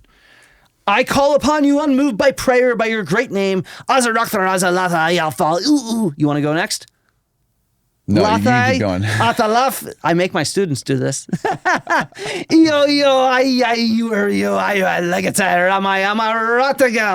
You've practiced. I read this from my YouTube video on this. And like I said, I make my students do it sometimes when I'm teaching ancient religion. First shining, night rejoicing, night engendering, witness, erakistve, arakara, all right, whatever. You got to read all that stuff, and you got to get it perfect. And you're supposed to say it, I forget how many times, but you're supposed to say it several times. And so it's really cool because the spell actually says it has an excuse if it doesn't work. So you make the burnt offering and you continuously say the spell of invocation and send him the daimon that you summon, and he will act without fail. And whenever you bend her to your will with the stone, on that night it sends dreams. For on a different night it is busy with different matters. Now think about it. You're doing this spell, you're obsessed with somebody, you're going, you're inhaling all this opium, you go to bed, you have a bunch of dreams, right? Because that's what's going to happen, right? Right. And whoa, that spell worked. The daimon was summoned. I had all these dreams. It didn't quite work right. I need to say Azaraktva instead of Azaraka. You know, that kind of thing. Yeah. And so it's an explanation kind of for how it can work. And so I started reading these and I found dozens of spells that involved ingredients that would, in our mind, alter your mind state. Right? They'd get you high, let's say, right? Something like that. And so I realized actually in these texts, there's a whole bunch of evidence for actual ancient drug use that isn't hemp fibers on rope. It isn't saying, well, this is a code word that might mean drugs. This is saying, these are the drugs. This is wormwood, this is opium, this is nightshade, this is henbane, this is what they're using. And they're using it, oftentimes ingesting it in some way or another. Right. Not always, but sometimes. And so, and like the nightshade ones are great. They have these ones of nightshade, some of them involve wormwood as well, where they actually rub nightshade on their body. There's one where they draw the daimon, they paint it on with this ink that's infused with the juice of wormwood, and then they put some nightshade in their ear, and then they have this, the description is amazing, they have this vivid vision of this daimon that comes to them and talks to them and answers any question they want to have answered about the past, present, and future. And it's like super described. There's some there, it's like everything becomes light. You know, it's almost, anybody who's hallucinated will know that this kind of stuff sounds like what you experience, right? Light gets changed and things become trippy and stuff like that. And so you have these texts where they're describing it to you directly. We are taking a substance that alters the mind. We are having visions. And so I did a statistical analysis of it. Every single one, I mean, there's like a couple exceptions, but there's like several dozen examples of spells that involve clear mind-altering substances, and 90% of them involve some sort of altered state of mind that's very clearly altered state of mind, usually a vision. And so it's like, this is evidence of ancient drug use. Yeah. And I wrote my honors thesis. My committee fucking loved it. They were like, this is, and so I guess my point is it's not a thing as a field. Sometimes it's just individuals that are assholes. And I was scared of this. I was like, I now apply to grad school, a different group of people. And I'm like, fuck, what are they going to think of this? But this is my writing sample. I have to use something for a writing sample. It's going to come from what I know best, that I'm, at that point, that was my expertise. And so I'm like, man, everybody's going to reject me. I didn't. I got into grad school. And, you know, my very first conference paper was about this. And everybody in the audience loved it. They were like, that's really interesting. Right. And so, I mean, there are some people that were probably like, meh, fuck this. And I talk about this even on my YouTube video and in my conference paper, how especially early scholars, up until the late 20th century, maybe middle 20th century, with the hippie movement coming in, they really did sneer at this stuff. And you could see it in their texts. I criticized this guy, E.R. Dodds, who was one of the preeminent scholars of ancient Greek religion. And he has this, he describes this vision that this guy, Aristides saw, where he sees the god coming to him, and he describes how the emotions he feels. He's full of joy. It describes exactly what you'd think of somebody who's high, right? You know, they're seeing stuff. Their state of mind has changed, and then he's like, I loved it so much that the next day I drank even more, and I saw God again. Yeah. And then and so it's like, bam. And then E.R. Dodds in his book, he cuts out the segment of that passage from Aelius Aristides, The Sacred Tales, that says that what he's drinking is wormwood, a wormwood concoction. The same thing in absinthe. And then he's like, no, drugs couldn't have been the result. And so, like, don't get me wrong, there are biases, but to think it's everybody, my experience is not that. My experience is that there are plenty of people who are open-minded about this, and I think especially in the last 10, 15 years, the younger generation is now much more open-minded towards that kind of thing. It's like, nobody cares. Totally. I think it's responsible for the foundation of religion and the idea like of these pagan religions and dying and rising gods and experiencing these states of mind that is like tearing open the fabric of the universe. I mean, it is like the closest you can get to God, to the universe, to like it's something. I think it's one tool. So Aelius Aristides is a great example. So this dude, he's like a really wealthy Greek guy from what we would call modern day Turkey, super wealthy, but he's always sick. He's just a sickly dude, right? He has chronic illnesses like you could not imagine. But he's also very famous because he is one of the best public speakers in the Roman Empire. So he travels around the Roman Empire giving speeches. You know, like he knows the top people, like the imperial family and different senators and everything, right?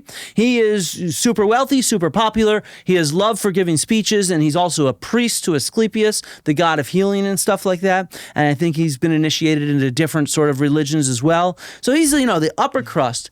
And he left for us his autobiography, right? It's called The Sacred Tales. There's some translations in English that you can find online.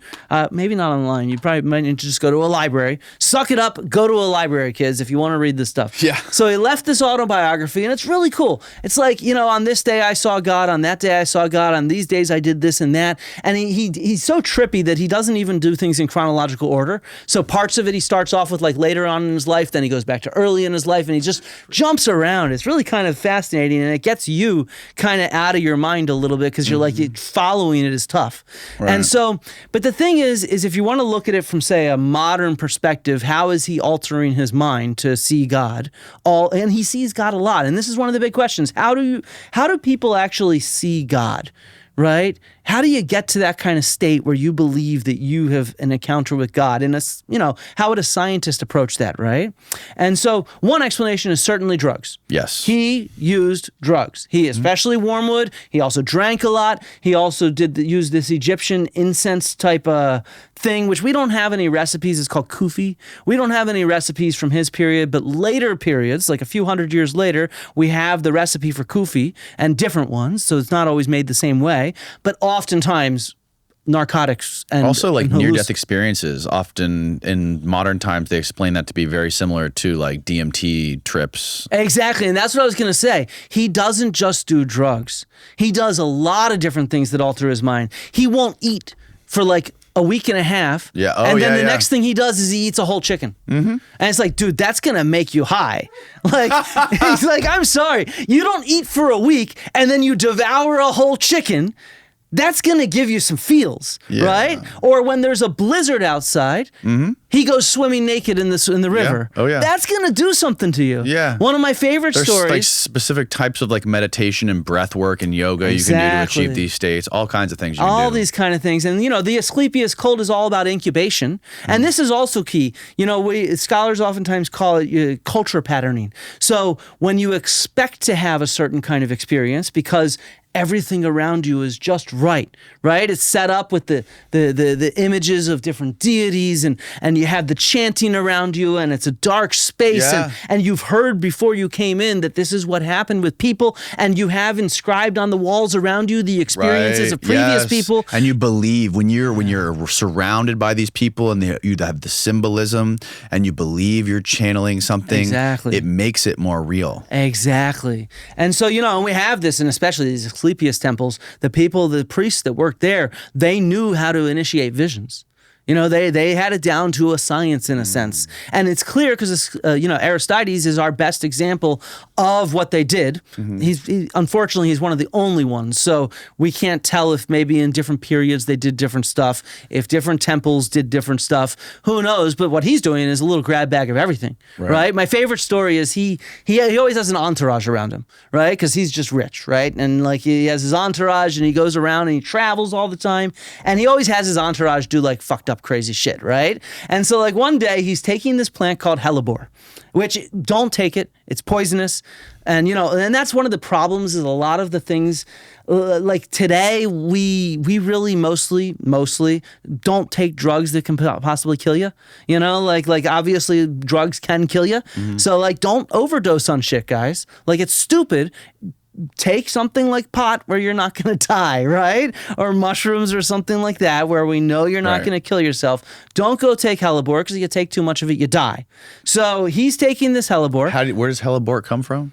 It's in the Mediterranean. It's a type of plant. I think it's a type of root. Yeah. And what is the effect that you get? I have no idea. Is it an upper downer? It's a toxic substance. So it's like taking a small dose of poison. Okay. Yeah.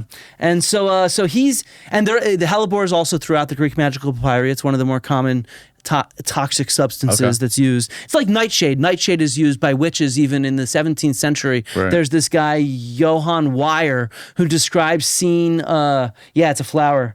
Who describes, I got that wrong, I said it was a root. Johann Weyer in the 17th century, he describes seeing witches, and what they do is they rub their bodies full of nightshade, and then they claim that they're flying. You know? But don't do that because you can fucking die. Like, I mean that. You can fucking die. And so I want to be sure to say that when I have an audience like here. And according to Carl Ruck, about it, when he wrote his book, Road to Eleusis, he was saying that a lot of people died during those... during the Eleusinian mysteries that happened every year. Example, maybe. Because they didn't have the dose right. A lot of people would drink too much and they would die.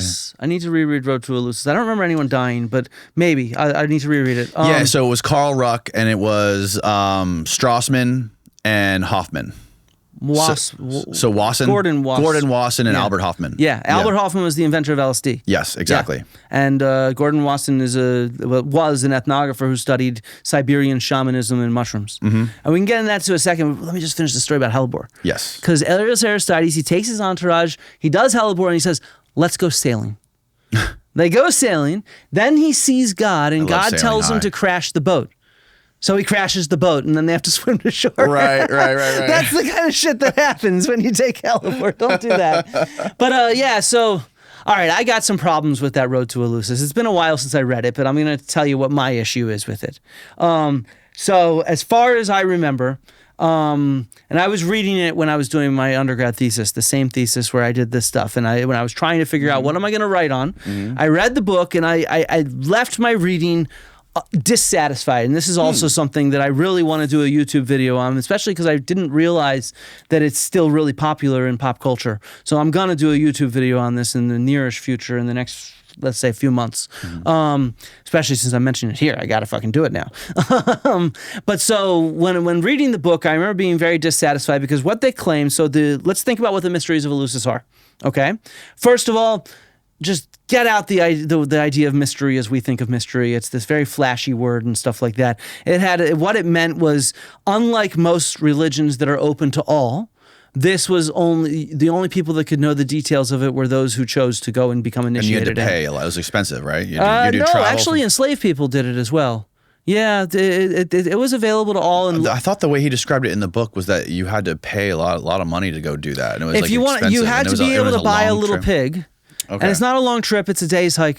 It's only a few hours. But people came from all over. Later on, in the Roman period, yes. Yeah. In the Roman period, people came from all over, and it became an extremely popular cult that sort of got exported from Athens elsewhere. Pausanias talks about it. To Pausanias, Pausanias is this Greek dude who did these trips around the Roman Greece. And he described it all for us. He's actually like one of the best sources for archaeology. He like describes stuff that's no longer there, and he does it. And we've tested him. We've ground truthed him, just like with Plato. I was talking about ground truthing a text. Right. With Pausanias, his description of the Athenian Agora matches exactly what we find. Right? This is there. That's there. That's there. Boom. We know he's telling the truth. if you see what I mean. It's just right there. Okay. And so he loves the Olympics. He's like, the Olympic Games are the badass thing, the rights in honor of the Olympian Zeus. That's the greatest thing. And the other greatest thing is the mysteries of Eleusis. And so he tells us a little bit about it, but he's also like, I can't tell you too much because that part's hidden. That's only if you're initiated. Well, it was very secret, right? Well, only if you're initiated. Yes. But anyone could be initiated, but only the initiates can know what's up with it. So you have to choose to do that. And in many ways, these mystery cults, a lot of scholars think they are the early versions that Christianity ended up developing out of. Yeah, they're I the think first that makes cults sense. that talk about saving your soul. And Christianity denies that vehemently, right? I don't think so. I think they say that they said Christianity was in its own bubble, and they didn't take anything from the pagan cults. They didn't take anything from. But there's clearly lots of evidence. I don't think scholarly Christians say that. Most. Yeah, I had a Bible scholar in here a couple months ago, and he said absolutely not. He goes, none of it came from any of the pagan stuff. I mean, I've talked with Bible scholars who teach what I'm teaching. So there again, I mean, there's evidence of divides them. Like Persephone and the dying and rising gods, and there's what was the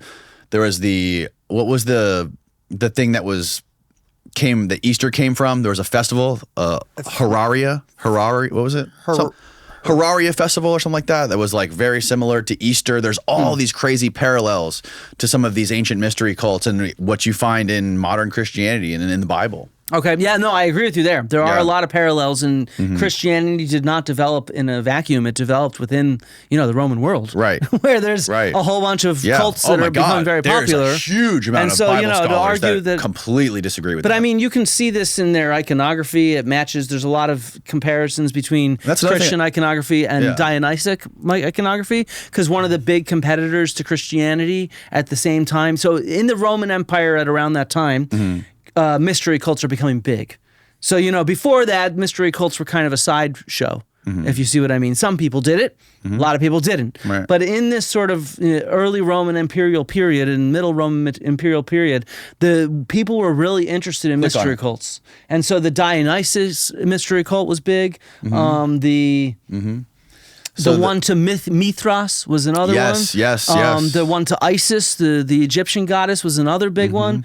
And we have all sorts of texts and iconography for all of these cults. And you talked about this a lot. You talked with my friend Neil on his channel, Gnostic Informant. Yeah, he was here before. Yeah, that was a fascinating discussion you guys had. Yeah, I really liked it too. He was a good guy. Check out Gnostic Informant. Yeah, check out Gnostic Informant. So it's not developing in a vacuum. I mean, look, dude, Christianity today, as it is part of our culture in today's world. It's not the same thing as 2,000 years ago. And so everything we do is part of the culture we're in. It just is what it is. And anybody that denies Christianity was related and part of a conversation that was going on 2,000 years ago is not looking at the historical sources in an honest way. And that's the thing. That's an interesting thing to me too about Bible scholars and people who go and get a degree in the Bible is that the vast majority of them subscribe to the very religion that they're dedicating their studies to. So they're doing a scientific endeavor that is directly aligned with their not necessarily spiritual the ones beliefs. I know. I share an office with a guy who studies biblical law and stuff like that. He's not religious? I don't think so. Huh. Yeah, I mean, if you're at a Christian university, maybe, and I've met, religious scholars who are religious too. Yeah. I've just meant that there's both out there. There's plenty of people who are interested in this just as a phenomenon to study historically, right? From a more dispassionate point of view, right? Like I said, everybody has biases. That's just fucking life, right? I'm not going to say that from an unbiased point of view, because screw that. But from a more dispassionate point of view, they're not there to prove Christianity right or wrong. Yeah, that's not the emphasis of their study. The emphasis of their study is to understand how Christianity developed and changed over time. With the cultures that it existed in, the practice of Christianity, if you see what I mean, right? And so, that is, there's lots of people that study it that way. Lots of them. In fact, I've taken classes from them and stuff, where were we? Eleusis. Yes, Eleusis. Okay, so let's bring us back to Eleusis for a second. So Eleusis. And are you familiar with Brian Mararescu and his work? No, this is why I need to read that before I actually do this video. I know The Road to Eleusis, and I've read it, and I had notes on it from the time that I read before coming here so I could talk to you. But I also have not read it for a while.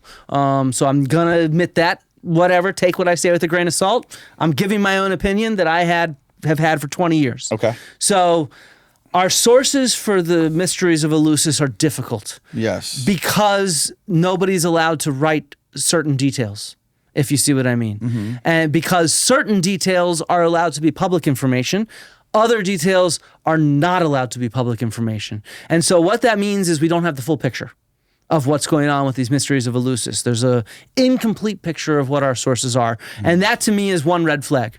If our picture of what's going on is incomplete and they're only allowed to present one side of the story in these written sources, the initiates, because that's what they're allowed to talk about, but they can't talk about other things, that's a very biased picture we're getting, right?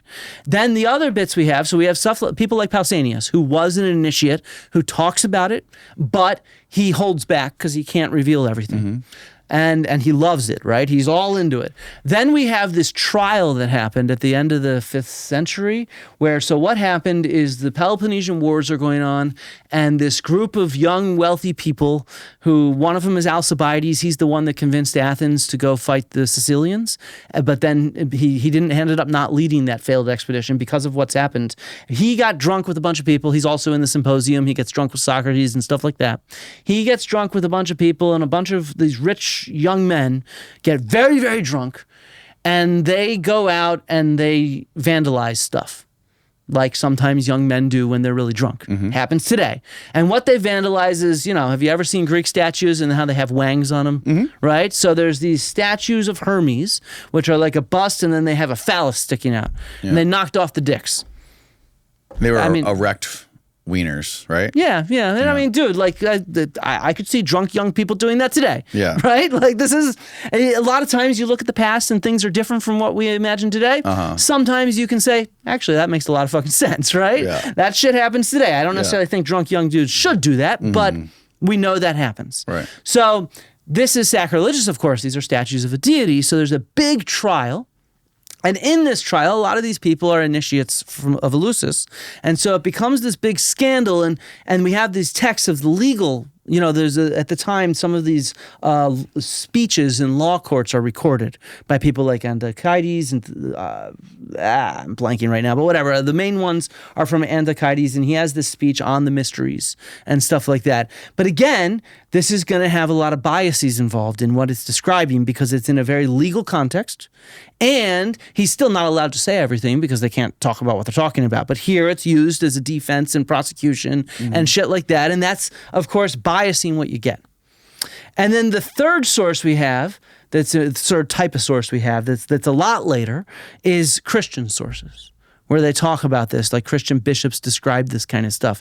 And that, of course, is going to have its own set of biases. These people were never actually initiated into it, and they're describing it as like this pagan type thing that is evil and da-da-da-da, right? And so all this stuff gives us this really tricky picture of what goes on in the mysteries to Eleusis. So now think about how are possibly the ingestion of drugs happening in these mysteries. So there's all sorts of cool things that happen for these mysteries. For example, if you're going to be initiated, you got to walk from Athens to Eleusis, which is a doable walk. It's just a few miles, and you have to do this. You have to lead a little piggy. So you have the little pig that you're leading along. And then at one point you go by this bridge. And on the bridge is all the former initiates. And what they do is they insult you from above. So you sort of have to break you down, right? They're shouting insults like, hey, you're ugly, like that kind of shit. And then you get through that, and then you get to Eleusis. And one of the things you do is you sacrifice your pig. So that's a big thing. And there's been some scholars. This is, again, something you could debate. This is something I'm really interested in since I study animals and food and stuff like that. But you kill the pig, and everybody dumps them in these pits called the Telesteria, I think. And we've actually excavated some of them at Eleusis. I've been to Eleusis several times. And I know somebody who studied some animal bones there. In fact, found some pig bones and stuff like that. And you throw them in these pits, and then later on, the women, when they do the lesser mysteries, it's for the, for the Thesmophoria, I think it is, they then take the soil and scatter it in the fields, because it's all in honor of Demeter, the goddess of agriculture. Right. And so one of the modern interpretations, which might be right, might be wrong, is that's a form of fertilizer. You have these dead, decomposing pigs. They decompose for 6 months, and then you take them and you scatter them in the fields. And even though they don't know why, it actually improves the crops, right? So I think Kevin Clinton, Dr. Kevin Clinton, who's one of the main scholars on the mysteries of Eleusis, has published on that idea. So you do that, and then the main ritual, we don't have a lot of evidence for.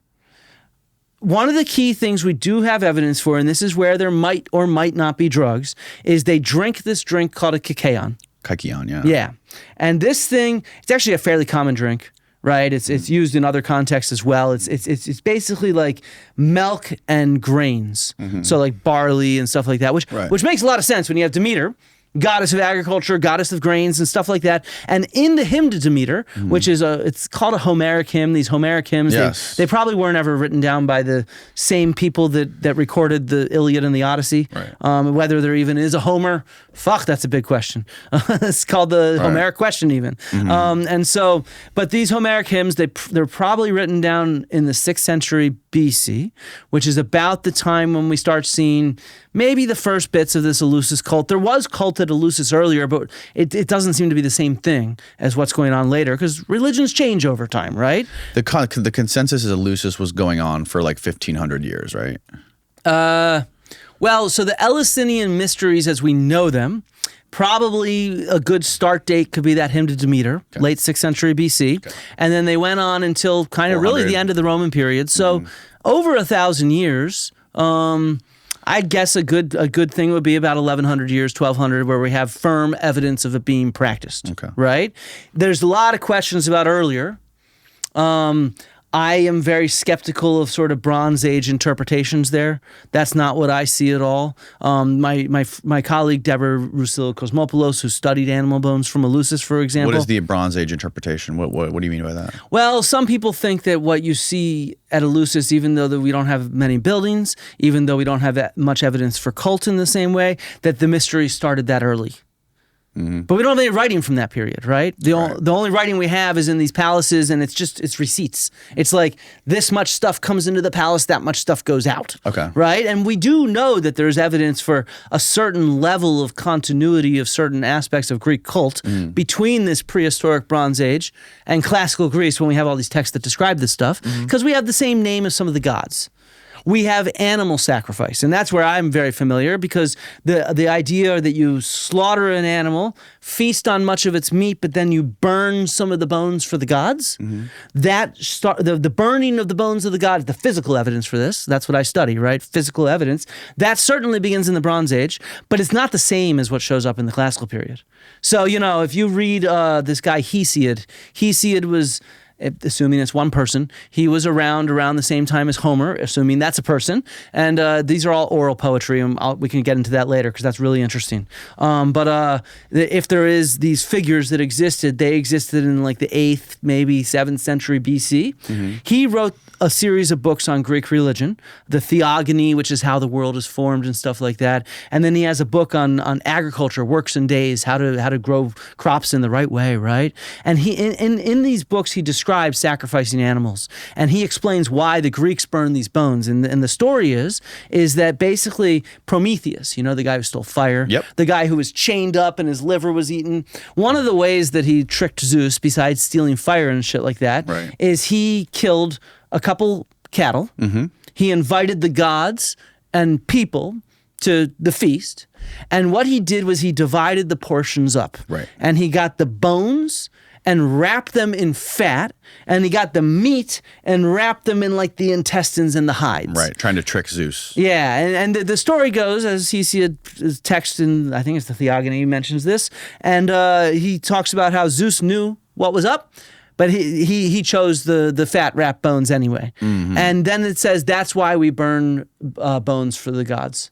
Right? That is the Theogony for sure. That's why we burn bones for the gods. And look, dozens and dozens of sites, many I've studied probably a dozen sites with these kind of burned bones for the gods, right? Hundreds of them. And and I've studied them in the Bronze Age. I've studied them all the way through the Roman period. We're talking 1,500 plus years of activity of people burning bones at different sites in temple contexts, sometimes in household contexts, in different types of places, right? Very clearly sacrificial ritual because it isn't just random burning. So, and that's the key here, right? It's not just random burning. Hesiod doesn't tell you which bones to burn. He just says we burn bones. Homer, though, in the Iliad and the Odyssey, dozens and dozens and dozens of times, he tells you exactly which bones are burned. You wrap the thigh bone in fat and burn that for the gods. And what we see, this is an article I'm actually working on right now, so if you're a scholar listening, you're getting a heads up on this. So what we actually see is in the Bronze Age, they're selecting certain body parts to burn, but it's sort of different in different places. So at the Palace of Nestor in Pylos, we have this great archive room, which is where when the palace burned down, so those clay tablets that we have with writing on them, they're just receipts. They're like, this stuff comes in and out of the palace. It's like 2 oxen go there to plow fields, then they go there to plow fields. We collected this much wool, now we gave it to these people to spin it into garments, right? That's what it is. Or we have a feast in honor of Zeus, and we sacrifice this many animals. Right? That's what these tablets are. Right. And they're temporary accounts. So they're made on clay, they're inscribed with their linear B text is what it's called. Yep. Then they're stored for a little bit, and then they're actually, Tom Palaima has a great article on this with the spatial aspect of this room. And you can see where different tablets are and how they're stored and stuff like that. But then they get melted back down into raw clay and then reformed into new tablets when that receipt is no longer needed. Right? But what happened is the palace burned down, so it baked the clay. So we have tablets that date right to the end of the palace's life as a palace, as a function as a palace. Right. Okay. Right? And so that's what we have. But right in that room, and so one of actually was my supervisor that studied this, Paul Halstead and Valsi Ezekielu. They studied the animal bones there.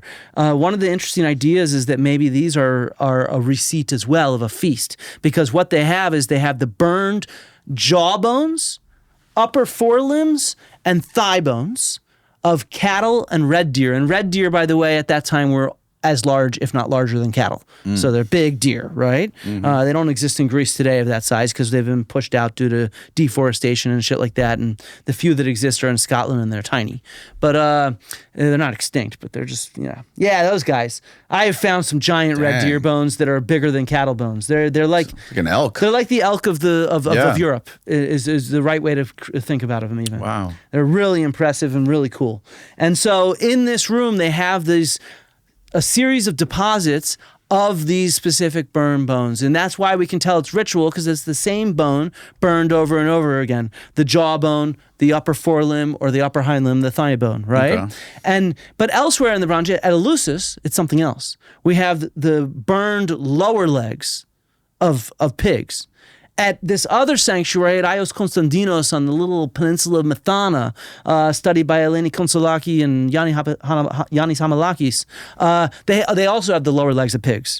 At a site that I studied on Crete, Halismenos, it's the lower legs of sheep and cattle.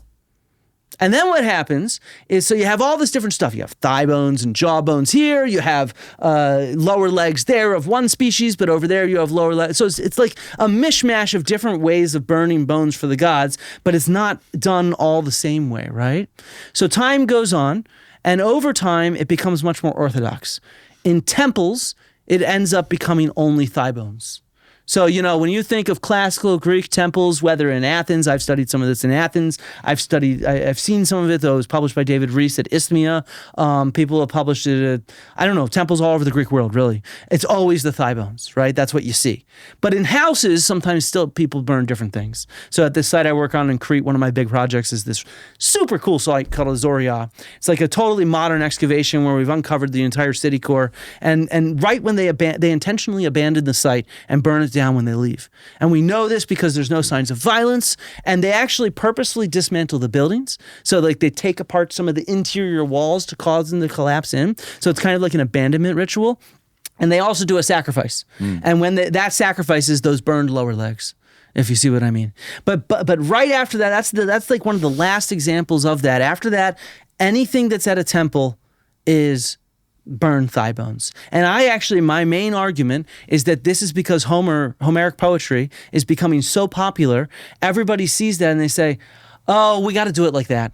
You know, this is our religious text. This is why we're going to do this. So we're going to do it just like they do in Homer. Right. Even though at the time of Homer, let's say, when those poems were really crystallizing into their more final version, they're doing things actually in a lot of different ways, if you see what I mean. Right. And so at Eleusis, if you see what I mean, at Eleusis, you have the, let's go back there, we have these mysteries going on. And these mysteries, we know what they do with the pigs. Guess what? They don't burn them.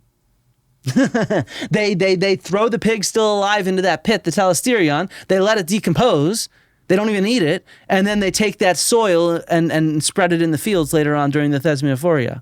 Right? And so that's different, though, from what was going on at Eleusis 1,000 years earlier, which Deborah Cosmopoulos Russillo has published, and her husband Michael Cosmopoulos. And they have published that they're burning these bones.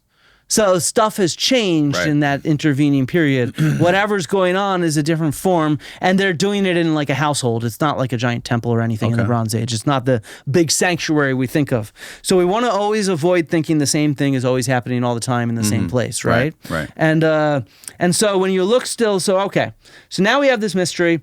We have the cult of Demeter, and they're drinking this kykeon. That's going to be the best potential vector for consuming some sort of drugs. Maybe there's something else they're doing that we don't know about, but again, we just don't know then, right? So the argument that Carl Ruck and Albert Hoffman and Gordon Wasson make in Road to Eleusis is that they think that the grain that's growing, I think it's barley, that's growing near Eleusis is infested with ergot. Yes. Which is a type of fungus. Yep. And there's an alkaloid that comes out of that fungus. And there's ergot, especially at that time when they published it, and in a few decades afterwards, was really popular among scholars to explain weird things. So some people think that the witch trials were because of infested ergot, causing people to behave irrationally. Right. But in many of these cases, a lot of things apparently accidentally were infested with ergot. Yeah. And so in many of these cases, the problem is we just don't know.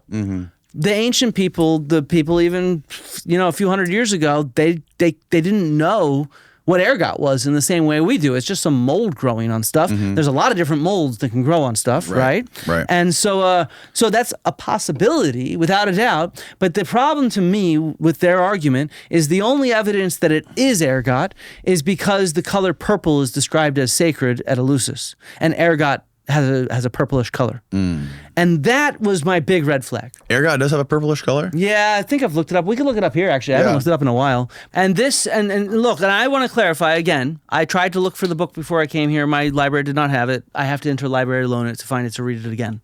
But I did write about it in my thesis, and so I went back and reread that. And that's what this is coming from. So I just want to be really clear about this. This was my impression 20 fucking years ago. But it's based on what I read, and it had good footnotes, if you see what I mean. Yeah. And so my main issue with the hypothesis that ergot was at Eleusis was the evidence of purple. And it sounds intriguing as a possibility. Hey, ergot is purplish color. They describe purple as an important color at Eleusis, so maybe that's what that's referring to. The problem is that purple is like the most prestigious color in ancient Greece and Rome and the ancient Near East and everything like that. Purple is the color that was meaningful for religious purposes and political purposes throughout the Mediterranean from the Bronze Age and even earlier down through the Roman Empire. And the reason why is because it's extremely expensive to make. It's the dye, the purple dye they used was worth more than its weight in gold by a lot. And so it dyed sort of fabric, this brilliant, bright color that everybody wanted, right? It was how you stood out, was with that purple. The problem is to get purple dye, you get them from this snail shell, this sea snail called murex, right? And so you have to extract this gland from the sea snail that is the purple. And it's an extremely laborious process. Yeah, exactly. I have studied I've studied hundreds, if not thousands, of these kind of Murex shells, and I've seen them on various sites. And I have colleagues like Dimitra Milana, who studied a purple dye manufacturing workshop from Bronze Age Crete, actually a little tiny island off the coast of Crete called Crisi. And so I've seen Roman period purple dye manufacturing workshops. There's this myth that goes around, the Greeks actually perpetuated this myth, that it all comes from Phoenicia. It's like it's Tyrian purple. Not true. People have been making it in Greece and elsewhere where Murex comes about, but that's what it was associated with, right? Right. It's kind of like how we call the turkey. We Right. associated it with Turkey when it's actually not from Turkey, right? And so that's just life. And so they did, don't get me wrong, they did make these in Phoenicia. I'm not trying to argue that, and that's where probably much of the purple dye came from, but it wasn't only from Tyre and Phoenicia. What do you think contributes to it? It seems like the classical period in Greece is just known for this incredible explosion of intellect and philosophy that was happening then, and then it seems to have died off. Like around I wouldn't say it died off. 300 to 400 AD, it seemed to die. Nah, like after Eleusis was burned changed. down. It just changed. So, I mean, again, I think that we have this perception of these ebbs and flows to history. And I think that's not, I think that's more of a public perception than what we would say in academia. I think that if things change is what happens, and we still have people writing stuff down. So ancient Athens is a cool example, right? So why do we get this stuff from ancient Athens? And people have always started to look at it and say, is it democracy that led to this flourishing, right? It's one of the really common explanations. But I think that one of the most important explanations that sometimes we forget is just how evidence survives for us, which means they wrote it down. And I think that's really important because the Athenians, for whatever reason, just like to write shit down. They just really like to write shit down. Yeah. And it's not just the poetry and the philosophy and all that kind of stuff. They inscribed every single law they made on marble. Right? They scratched graffiti on pottery, right? They wrote stuff down all the time. It wasn't that everybody was literate, but it was it was a culture that prized writing stuff down in that medium, if you see what I mean, while other cultures didn't prize that as much. And so to say that some culture, just because they didn't write stuff down, wasn't doing that kind of stuff, like philosophizing or having cool poetry and stuff like that, I think that's a mistake. That's a bias based on what survives for us today. Are the Greeks the ones that came up with democracy? Well, I think the Athenian democracy probably is the earliest version of democracy recorded historically. And that was Solon? Well, no, he developed the Constitution. Solon was kind of like the George Washington. Yeah, he developed the Constitution, and he's also very much a mythical figure. He comes from a period, the late 7th century BC, where we don't really have many sources. So we have people that are describing him 200 years later, and just like today, we think of George Washington as like this crazy fucking dude, like that kind of stuff. He probably was totally different back then. If the people who read like 18th century stuff, they probably have a totally different picture of George Washington than you and me do, because they read what he wrote and they read the people that knew him. We don't have any of that for Solon. We don't have the people that knew him. We don't have what he wrote. And so, but he didn't establish the democracy. The democracy was established in the late 6th century BC by Cleisthenes, and it kept changing. So the Persians then invade, and the fact that the Athenians beat the Persians was like a big rah-rah sort of win for democracy. Sort of showed, hey, this system of government can work, right? Right. And then they sort of created what scholars call the Athenian Empire. It's actually like a Delian League. Right. And so, but throughout this, it begins in the 6th century, we get this kind of culture of let's write stuff down. And and we have other places. There's on Crete. There's this city-state that was there earlier than Athens in the 7th century BC and into the 6th century, where they have a ton of writings of laws and stuff like that, right? And so for whatever reason, they're alone. They're the ones doing that at that time. They're writing down these early legal codes and shit like that. And it's really cool. It's a bunch of inscriptions with it, and nobody hears of it, though, because it's not a famous city, right? And so that's why I always say we don't want to be biased by what survives. Survivorship bias is a big problem. Yes. And it's something that scholars always have to overcome, and it's tough. Right. It's tough as hell to sort of say, hey, I'm biased by what actually survives. A lot of our biases of what survives is due to Christian monks choosing what to copy or not in medieval libraries. Like everybody thinks that the burning of Alexandria is what destroyed knowledge. No. What destroyed knowledge was slow decay over time, and then what preserved knowledge was monks copying it. Right. And that was like from what I understand, that was like a long, laborious process of rewriting those books because the Alexandria was right near the water. A lot of those books were decaying and they had to preserve them by like copying them all the time. Oh yeah, and same thing in the medieval period. You have to constantly copy stuff because it's decaying, right? And so every few hundred years, you better copy that text or it's going to be gone. So if you don't have somebody that's invested in doing that, right, it doesn't survive. This is why we have all of Plato's works, because the Christians really liked Plato. Augustine was a huge fan of Plato, and he became known as the divine philosopher in the medieval and Renaissance period. Yeah. So there was a huge concerted effort to preserve what he wrote, because it was useful for Christians. Right. On the other hand, other shit was chosen not to be recorded and preserved. And so, that impacts what we know. That's interesting. It's funny because Ammon said Plato was the enemy of classical culture, and Aristotle knew it. No, I don't think they thought that, because Plato was worshipped in the Neoplatonists and stuff like that. The second sophistic in like the 2nd century AD, they loved Plato. And I mean, he set up an academy that persisted for centuries. Yeah. I mean, Aristotle was his student. Right. Yeah, Aristotle was. But apparently Aristotle talked a lot of shit about him. Said he was a liar. Maybe a little bit. Well, no, but Plato himself praised lying is the point. We didn't get to that part of my PowerPoint. Okay. So Plato actually makes not him, Socrates in the Republic, makes a large argument. We talked about how you might not do a myth because it's not moral. Right? Yes. So Socrates came up with this idea of what's called a noble lie. Geneos pseudos, right? A good lie. Yep. And the entire idea is that the Socrates in the Republic thinks that it's a good idea to make new myths so that we can teach citizens a framework the for correct society. behavior. Yeah. And this is a key part of the Republic, right? But this sounds like it's the foundation of religion as we know it. It sounds like it's a little bit, but I think that a lot of ancient religion is less moralizing than we think. No, but I'm saying new religions. Yes. Like Christianity. I could see that, yeah. Because a lot of ancient religion is just a weird, there's a difference between belief and faith versus practice. And so a lot of ancient religion was not about belief and faith. It was about a community coming together to practice. Right. If you see what I mean. Yep, totally. It's just what we always did. And because of polytheism, you were free to believe whatever you wanted and dip and dive into different cults. You could belong in a bunch of cults. Nothing wrong. And everybody belonged in different cults, sometimes based on family, sometimes based on citizenship, sometimes just based on your own interests, right? Or even your profession.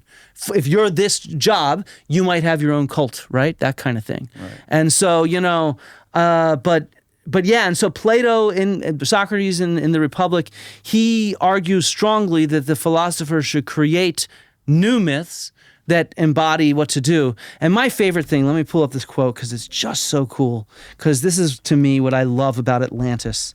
This is how I end my YouTube video that we're working on I got animation and voice actors and everything. It's fucking cool. And then I got, I also end part of my book on this. So, times when it's good to lie. This is according to Socrates. Telling children stories to teach morals. Telling lies to trick an enemy. Telling lies to help a friend who is making a mistake. And then the rulers, the philosopher kings, should control information for citizens. Discard harmful myths, even if true. Discard even harmful genres of storytelling. Wow.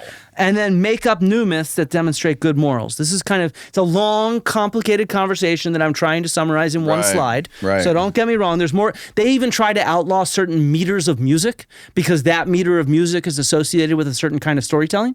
So like the Dorian mode or stuff like that. Because a lot of stories were told to music back then, right? You can see how this can become a slippery slope. Oh, yeah. And then the Atlantis story, wait. This is the end of the section of the noble lie in the Republic. Socrates asks Plato's brother, Glaucon, how then could we devise a useful noble lie? It would certainly take a lot of persuasion to convince people to believe in it. And Glaucon says, I can't see any way to make them believe it themselves, but perhaps their children and later generations might believe such a story. And it's like, that's like Atlantis. If you see what I mean. Nobody around Plato's time believed in Atlantis. 50% of Americans believe in Atlantis today. That's what the polls show. 50% of Americans believe in Atlantis today. So if you believe in Atlantis, no harm, no foul on you. Like, you're just normal, if you see what I mean. That was the plan. This is the kind of evidence, yeah. Though it's now a totally different morals and story than Plato intended, but yeah. Yeah. You can see how this all can go to hell, though, with corruption, when you get bad actors in the philosopher kings or whoever they are getting replaced by people who have financial incentives or have their own. And there's a lot of questions of whether Plato tried to set up like his own version of the Republic in Italy or Sicily. What state was that? I forget. But he was associated with one of the tyrants there, and it was a disaster. Like, and the oligarchy that ruled Athens after the democracy ended, after the Athenians lost to the Spartans. The Spartans said, no more democracy, you're going to be ruled by an oligarchy. And guess who ruled that oligarchy, by the way?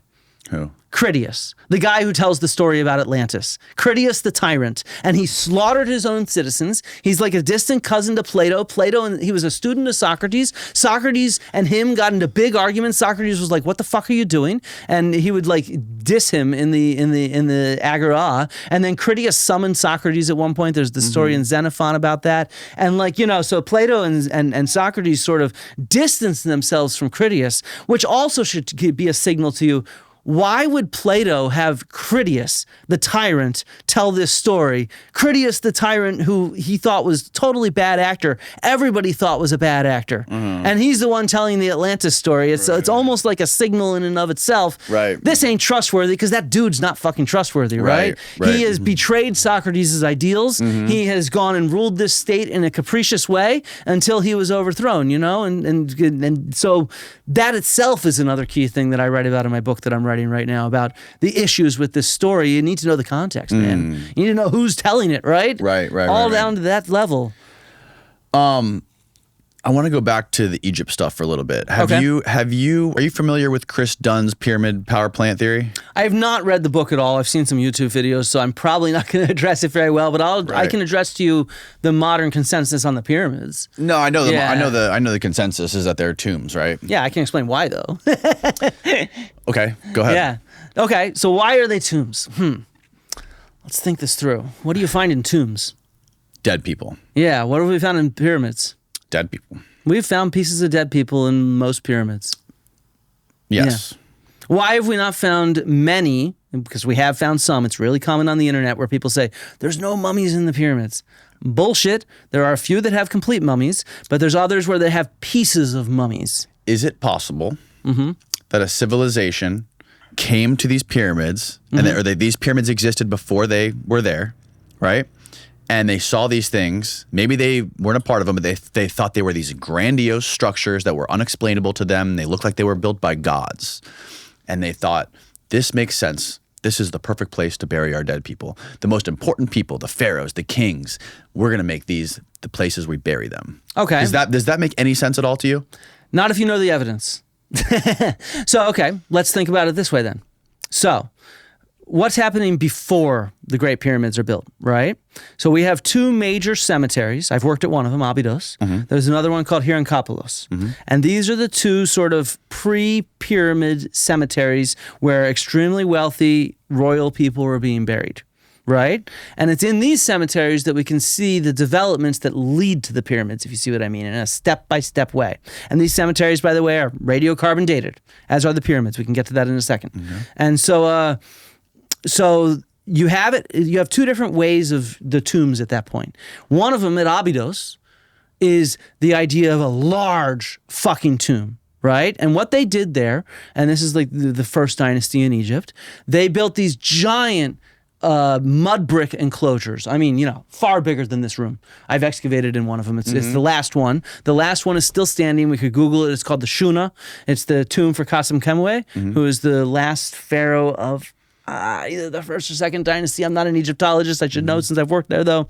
But the thing is each ruler always tore down the previous enclosure for his previous ruler and then built their new one. And they keep getting bigger and bigger and bigger. So you see this trend towards monumentalization, not in a pyramid form, though. It's not even a roofed. It's just a rectangular enclosure, but enormous. The walls are way up there. and Okay. it's huge, right? Okay. And the last one especially, but the other ones are really big too, that have been excavated by plenty of really cool people like Matt Adams and David O'Connor and people I've worked with, Laurel B. Stock. And the other cemetery, and this is where, so you have monumentality developing over here. So that's key ingredient number one for pyramids. They're big, right? The second key ingredient is, what are pyramids made from? How do they actually physically come to be? And we can see that in the very first pyramid ever built. And so at this other cemetery here on Compolis, all the royal people are built in these rectangular sort of structures. They're rectangular still, but they are covered. It's a room. It's like a mausoleum. Okay. We could think of it like this. It's probably about the size of this room. Little smaller sometimes, right? Okay. So that's where they're all buried with their sort of grave goods and animals and whatever, that kind of shit. And then when you get the very first pyramid, the step pyramid of Djoser at Saqqara, you can actually see this. If we get the right photo, we could try to find it. I should have gotten one. You can find it. But you need the right photo is the point. Okay. There's plenty of drawings of it, but if you want to trust it by seeing it with your own eyes, it's good, right? And you can see it, but we need the right photo. I don't have one because I've never been there. But what they do when they build this step pyramid is they first build this mastaba, this rectangular thing the size of the room. Then they decide, you know what? Let's build another mastaba on top of it. And then another one, and another one. And so they expand the mastaba in different directions until it ends up as a pyramid. And you can see that in the phasing of the walls, right? You can see it really clearly. Yeah, here it is. The drawing on the right is the key one, where you see that red part at the bottom. No, not that one. Oh. The one to the left of that. Oh, this guy. Yeah. So the original tomb is just that rectangle at the bottom with a chamber below. Okay. And then they choose to expand it, and then they choose to build another mastaba. Then they end up with a smaller step pyramid, and then they turn it into a bigger step pyramid. And in that one pyramid, you see the development, the invention of a pyramid, if you see what I mean. Yeah. It's invented right there from the mastaba. And we have those mastabas even earlier, right? And so then after that, they start getting even fancier. They build different kinds of step pyramids. Then eventually they put them with smooth sides, and then boom, the pyramid is born as you have it. And so we see this step-by-step progression. I have a video. I've interviewed Dr. Beth Hart on this. She's an expert on this stuff. And so it's called From Here on Compolis to Giza. And it's not done yet. It's coming out soon. The interview's done. But so that's the development that we see. So we can see that in construction. And it all well dated from context. What are all these shafts doing? The burial shafts, yeah. How big are those shafts? I don't know. I've never been down there, but they'd be big enough to walk in a lot of them. Really? Yeah. Oh, yeah. And the purpose of those shafts is to I've been in the biggest pyramids, and they're small, the shafts, into even the Great Pyramid. But yeah, it's very walkable. Yeah. Well, the purpose was probably to bury the pharaoh down there, right? And so having it underground gives it extra protection and stuff like that. So the second reason why you want to talk about the Great Pyramid of Giza. Sure. Yeah, the Great Pyramid of Giza has the key thing there is that it actually has wood in it, and within the stones, right? And there's plaster. From what I understand, from what I've heard, is there's only been wood found in other pyramids. The bent pyramid had wood in it that was radiocarbonated to much later. Much later than what? Later than when they think, well, basically what they're carbon dating the wood at is what they're saying when the pyramid was built, right? Yeah. But the wood could have been added later, right? Not if it's like fixed within the stones. So this is why Graham Hancock even accepts the dates of the Great Pyramid. Like it is absolutely, it's a fact that it would not be possible that wood could have been added after. You'd have to basically deconstruct and reconstruct a big part of it. Do we have any photos of this? I don't know. There's a big article on it, but I haven't read it in a while. I read it. We pulled it up on previous podcasts, I believe. But I mean, the bent pyramid wood, the cedar. This is where you want to get someone like Zahi Hawass or Mark Lehner, because this is their stuff, right? But they took, and they have a map of it at least. I imagine they must have archival photos as well. But they took samples from the Great Pyramid of Giza and the other pyramids at Giza. Yeah, see, I'm not talking about wooden beams though. Okay. I'm talking about plant material that's in the plaster. right? That's part of, and in between the plaster. joins, the joins of the stuff. And they took the plant material and radiocarbon dated it, and it dates to the Old Kingdom of Egypt. Right. And so the arguments that are made about this is that the plaster and the wood came later to try to repair it and restore it and make it look better. Again, it's multiple lines of evidence here. And I want to be clear. But what is that? Like, if the plaster's there and it's radiocarbon dated But I guess my point is, if you want to make that argument, that's also the argument that I'm making is built up also by that development from mastaba to pyramid. Right? So we have multiple lines of evidence that tell us the pyramids date to the same period. We have more than that, by the way. For example, when do we have our first evidence of people on Giza? During Old Kingdom Egypt, right around there. We have plentiful tombs. It pops up as a cemetery right at that time.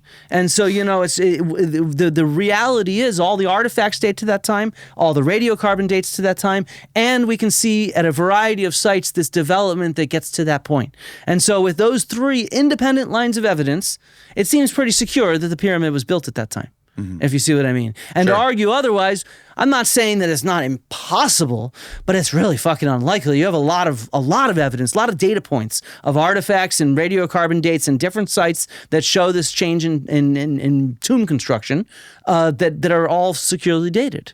And so, and then you even have the texts that come later. Yes, admittedly, the texts from ancient Egypt are dating later than the construction of it, but they describe a consistent story as well. So you even have the historical sources from the Egyptians of what their ancestors did that says that what they're doing matches our archaeological evidence. And so, that's multiple lines of evidence built by so many different experts from so many different excavations.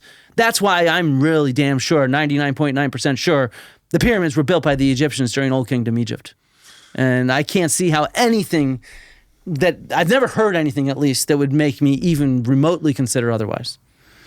Not even like all the shafts and the chambers that are in there, and those 500-ton granite blocks that are inside these chambers that are cut perfectly and placed perfectly, and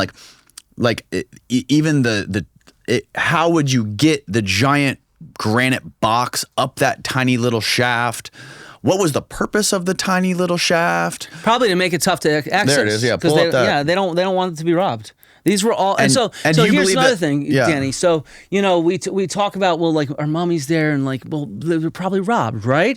And the reality is the Egyptians tell us about the struggles they have with tomb robbing. And so, so at the end of the old period, you have the intermediate period. During these at the end of the Old Kingdom, during various intermediate periods when the state's power breaks down, we have papyri that talk about tomb robbing. And in fact, the Egyptians, what they need to do is they need to collect the pharaoh's bodies and protect them. So they take them out of their original tomb. We have this one tomb, I forget. And I'm sure they kept treasure in there too. Yeah. Right. But that's why they're robbing. Yeah. Sure. And so, we have textual descriptions of the Egyptians moving their pharaohs to protect them from being desecrated from generations ago, right? And then we have these caches of pharaohs. They end up all in one tomb, because they're hidden there so that they couldn't be found because their other tombs were found. And so, we have again, that's part of the independent evidence that even though we don't find a complete mummy in here, that's got to be a pyramid, a tomb. We have the sarcophagus, we have grave goods. We're missing the mummy, but they moved these mummies because they had to move them to protect them. And they tell us they do this. And they tell us about punishing tomb robbers by killing them. All this stuff is written down. It's actually in the beginning of Eric Klein's book. I found out about this. No, I don't doubt that these were used as tombs. Yeah. But I think that this was built for a different reason initially. I think that if you look at the shafts that go in, the way the chambers are constructed, the subterranean chamber, all these shafts that are clearly meant, I've never been in there, but I've talked to a lot of people who have, and everyone I've talked to that's been inside these pyramids say that it does not feel like something that was made for people to move through. You've talked to me now. I've been in them. Right. I've been in that pyramid, and I'm telling you, I think it was built. You think it was built for people to move through? I think it was built for people to get the grave goods and the pharaoh in there. And what do you think the reason is for the shafts that go out on the top, out of the king's chambers that go exit the pyramid? Some of those air shafts, I think, actually are really well lined up with astronomical stuff. And so there's actually some good articles on that. So they're intentionally lining that up with we call it archaeoastronomy. Sorry, that's the archaeology of astronomy. But it does seem to match because, look, the Egyptians did want to orient things very precisely. That's actually another argument that they are built by the Egyptians because they are oriented like others of their structures. The due north. Right? And to get due north isn't too hard in a desert. On the equinox, you hold up a stick, you see his shadow, and you draw the line from dawn to dusk, and you have a direct east-west line that you can then make a north-south line on. And of course, it's a square. So when we say north-south, it's actually a line perfectly east-west. Yeah. Right? So, because it's a square. And I mean, again, the other reason, like I said, that it was designed as a tomb is because you can see the development of tombs. And it matches, because you go from mastaba to step pyramid to, true pyramid, like this, smooth pyramid. And so seeing that step by step progression over 1,000, I don't know if it's 1,000 years, but over hundreds of years, that's really compelling evidence in my mind, And let alone the Egyptians telling us these were tombs and have always been tombs, I look, and don't get me wrong, I am the first one to say, hey, when you go in there, it's a creepy, otherworldly feeling. I am not denying that, like at all. It is creepy and otherworldly, and I can see why people would be enamored by it and interested in it and come up with different explanations because they're describing what they feel, if you see what I mean. Right. And so I can totally get that. But to me, the independent lines of evidence are damn convincing. It's been argued about for a while. And the radiocarbon dates are fairly new in the last 20 years, 30 years. But the rest of it has been known for a while. And they've been putting together this picture very slowly. And what is the consensus that for why some of these pyramids smell like ammonia on the inside? Like some of them reek of ammonia. I think it's I've never heard that or smelled that. Is that the? It just smelled musty. It to was me. the red pyramid. It was the red pyramid. I've not been in the red pyramid, so I don't know. Okay, yeah. Apparently, there's a lot of those pyramids. There's this the guy by the name of Jeffrey Drum who has this channel called Land of Chem, where he has a theory that these things were chemical plants, and he thinks that they were used to.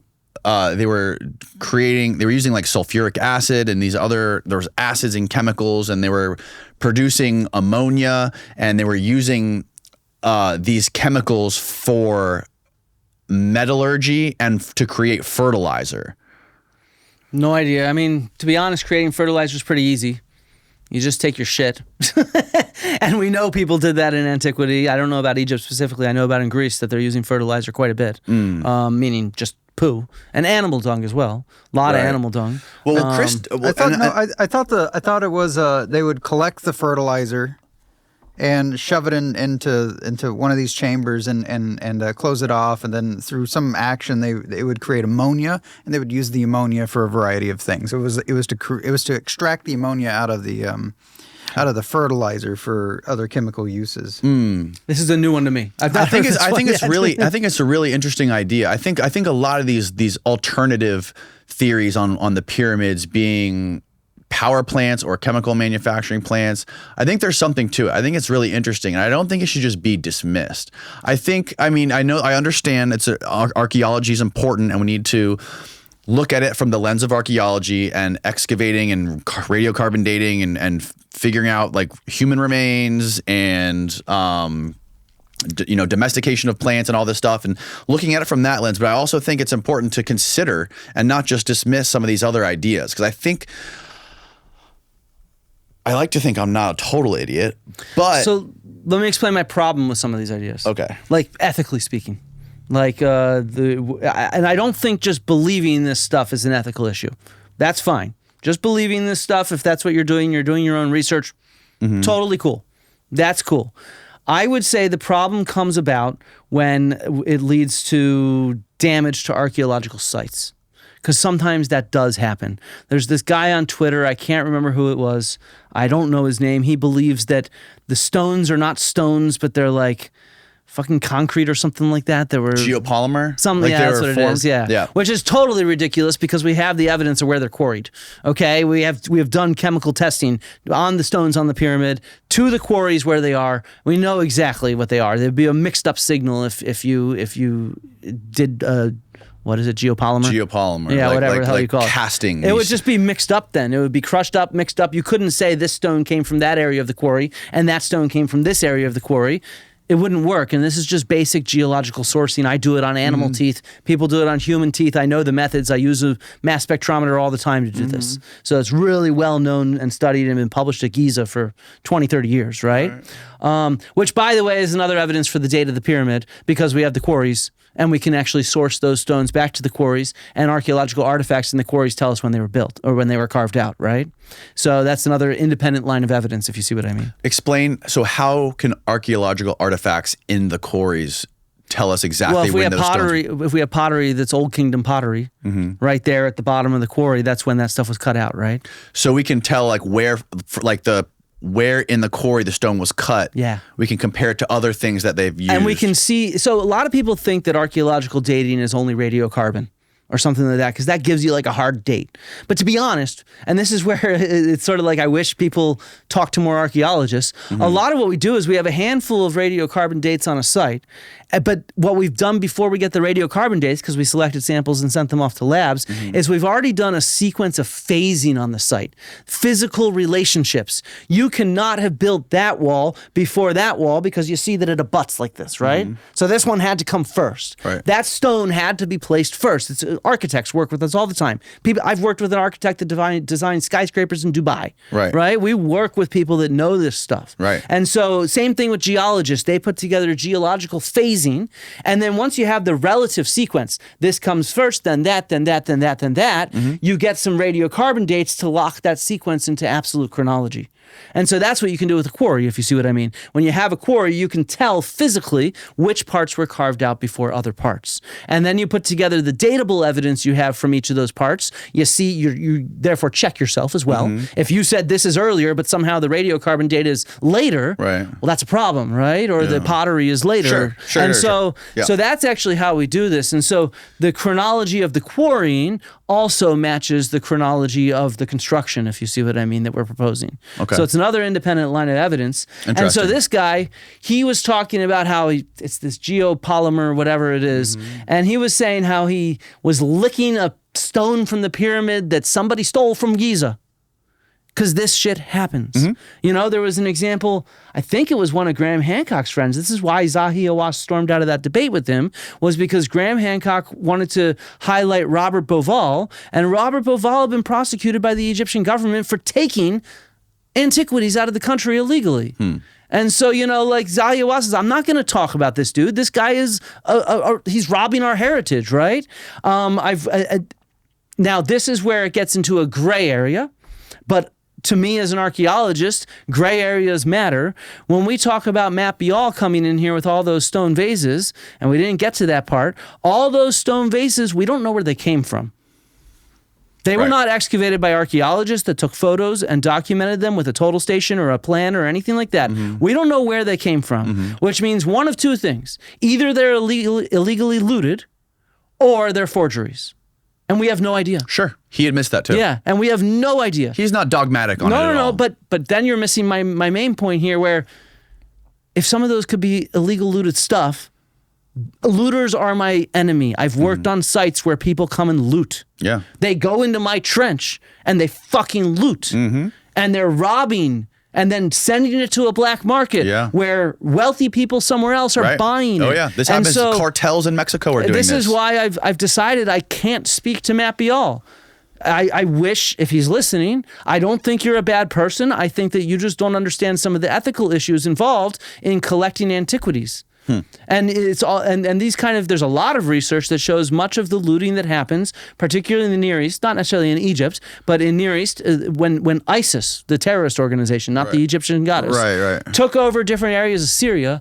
You could see this, people were tracking this, people who I know were tracking this with satellite imagery. You could just see looters' trenches popping up everywhere. Oh yeah. And then the black market explodes. Moshe Dayan. Yeah. Yeah, and then you see this in areas where drug cartels in South America, they control the antiquities trade. And so, you know, it is written very strongly into the Code of Ethics of the Archaeological Institute of America. I can do nothing that might promote, not just not buy. I can't even look at Matt Bial's stone vases and authenticate them. Because if I was to do so, that would potentially increase their value, which would therefore feed into the antiquities market. So me as a member of the AIAs, I would be kicked out immediately if I did something like that. That's the one reason I could never sit down with Matt Bial and his stone vases. Because as soon as an archaeologist looks at something and publishes it, it's been authenticated and it becomes worth more money, which therefore fuels the antiquities market. And so, because as soon as a scholar gives it its seal of authenticity, now all of a sudden, boom, it's worth more, right? It's worth a lot more if I was to go say, yeah, I think that's authentic, right? I think that's that thing. And so, there's a real ethical conundrum in my mind with people going and doing it for themselves.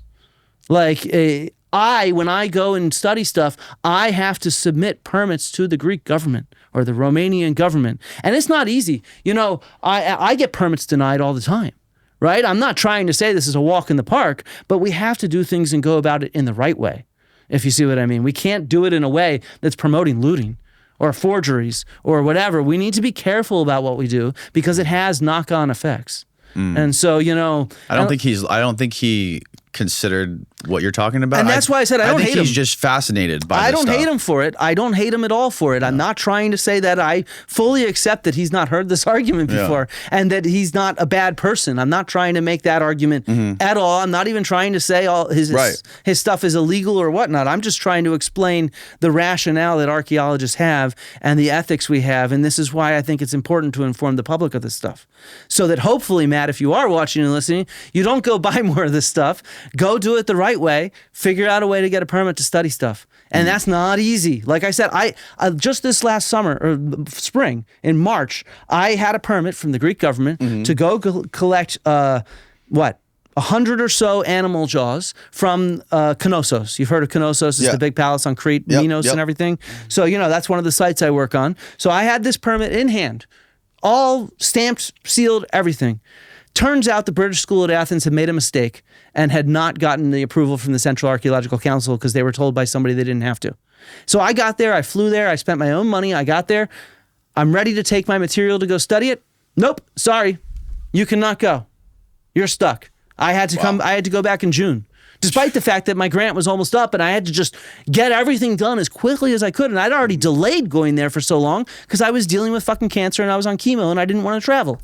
And so it's just like, this is unfortunately life. It's not easy to get a permit. I'm not denying that. I've had them rejected and I ended up getting that one. But, it totally screwed up my project, if you see what I mean. Totally. And so, it's just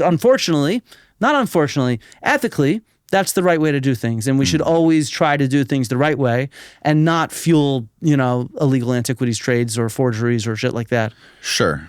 But there's still, like I was originally saying, I think it's important to not just dismiss some of these alternative theories to what these things were. I mean, a lot of it is super compelling and makes a lot of sense. And they're looking at it through a different lens. They're looking at it through a non-academic lens. They're not going through the process you're going through. They're just going through it because they're looking at it because they're interested in it and it's mysterious, right? Like there's things like Gate and Brink's door in the one of the shafts of the King's Chamber or the Queen's Chamber in the Great Pyramid, where there's these two they're metal. They look like metal diodes. These two little metal prongs that are hanging out of this block that they had to drill through to find out there was another cavity behind it. And like what was the purpose? We don't know the purpose of that, but Chris Dunn came up with he reverse engineered by recreating the Great Pyramid with all the shafts that are in it. And he found out a way to reverse engineer it to figure out how it was able to create some sort of free energy. And it's an interesting theory, and if he's tested it, there's the two little electrodes. They're like two little, I don't remember what they were made of. I think it was maybe copper. Yeah, two little pieces of copper that were hanging out. And he believes that there was some sort of acid, I think it was, or no, it was a hydrochloric acid maybe, that filled up that chamber, and then when it touched those two little electrodes, it somehow knew to not fill anymore.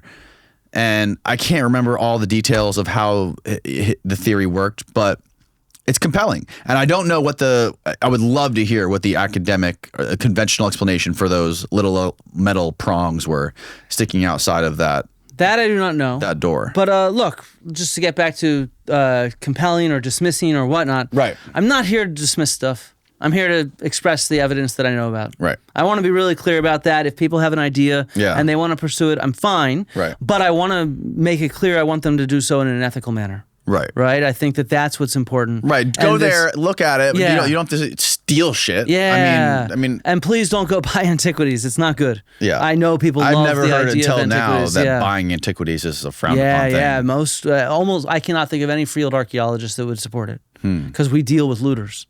You know, I've had sites where I had one time in Ukraine where I had we set up these total stations on tripods like this to map out sites in 3D with lasers. In a sense, you shoot it at a prism and it reflects back and measures. And, so you set it up on a known point, and those known points are oftentimes nails in concrete that you lay. And so some looter thought that was marking where treasure was. So they dug up our fucking datum.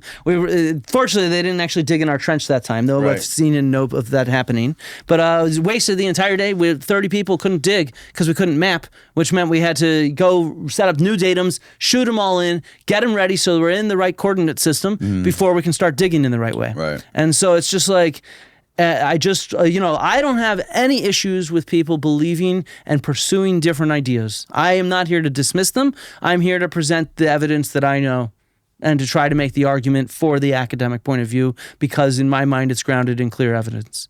And that's it. I really do not have a problem with people believing different stuff. I fully expect it. It's just like with religion. I'm very tolerant on that too. If you don't believe what I believe, that's fucking cool. Would you ever consider like actually investigating it and looking into it and maybe That's trying? what I'm doing right now with Atlantis. The entire argument I just presented to you, the entire argument I presented on Joe Rogan was me taking Graham Hancock's argument seriously and trying to look at the evidence for and against it. Totally agree. I mean, I'm not going to lie. I went in there expecting not to find evidence for or against it, but like, look, if I could prove Atlantis in an evidence-based way, I would be far more famous than I am now, having just been on Joe Rogan disproving it. If you see what I mean, like I would be 10 times, 100 times, 1,000,000 times more famous. Everybody would know my name. So, I mean, like when you talk about academia's, you have to parrot the line. Actually, it's the opposite. You become famous by changing the minds of your colleagues. That's actually what makes you famous and prominent in the field. If you can actually make an argument that convinces your colleagues that the standard explanation is the wrong explanation and this explanation is better, that's actually how you get promoted in academia. Right. And so that's what we're all trying to do. One of my big claims to fame is I overturned something called the pastoral hypothesis, which is basically at the end of the Bronze Age, the climate changes, it gets dry, the palaces collapse, that one burns down, several of them actually burned down, and then for a long time people called it a dark age.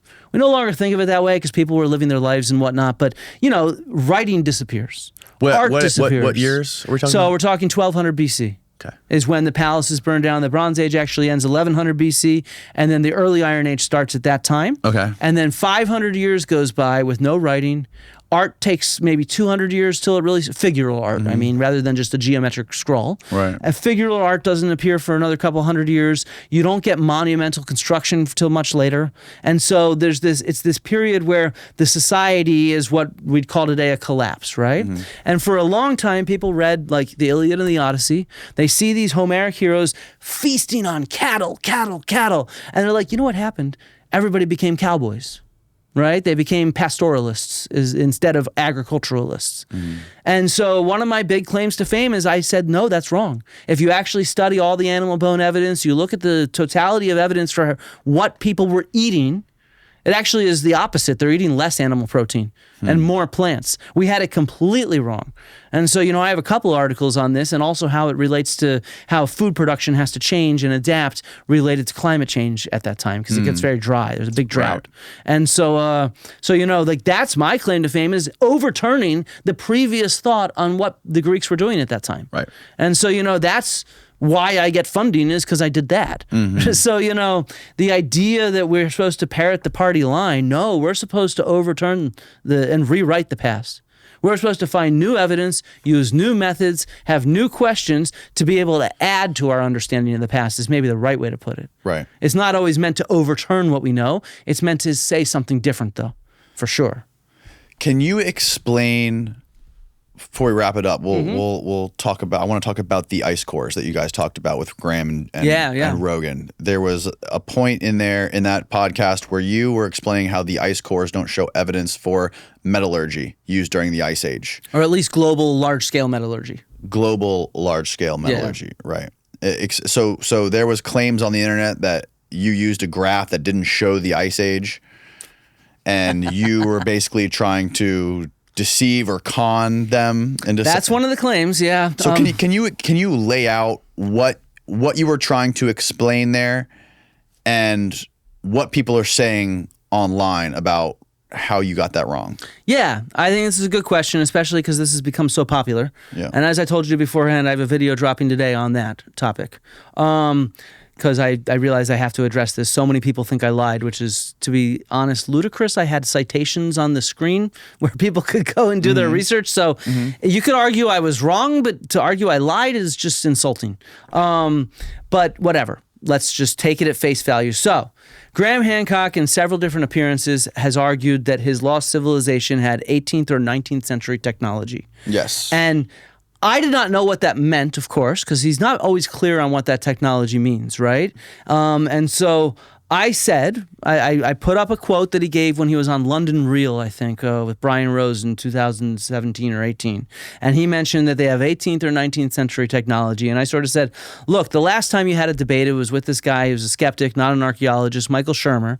And the start of it was, hey, Graham, what kind of technology are you talking about? Are you talking about metals? Are you talking about writing? And Graham says, well, perhaps the technology for metals was chosen not to be used.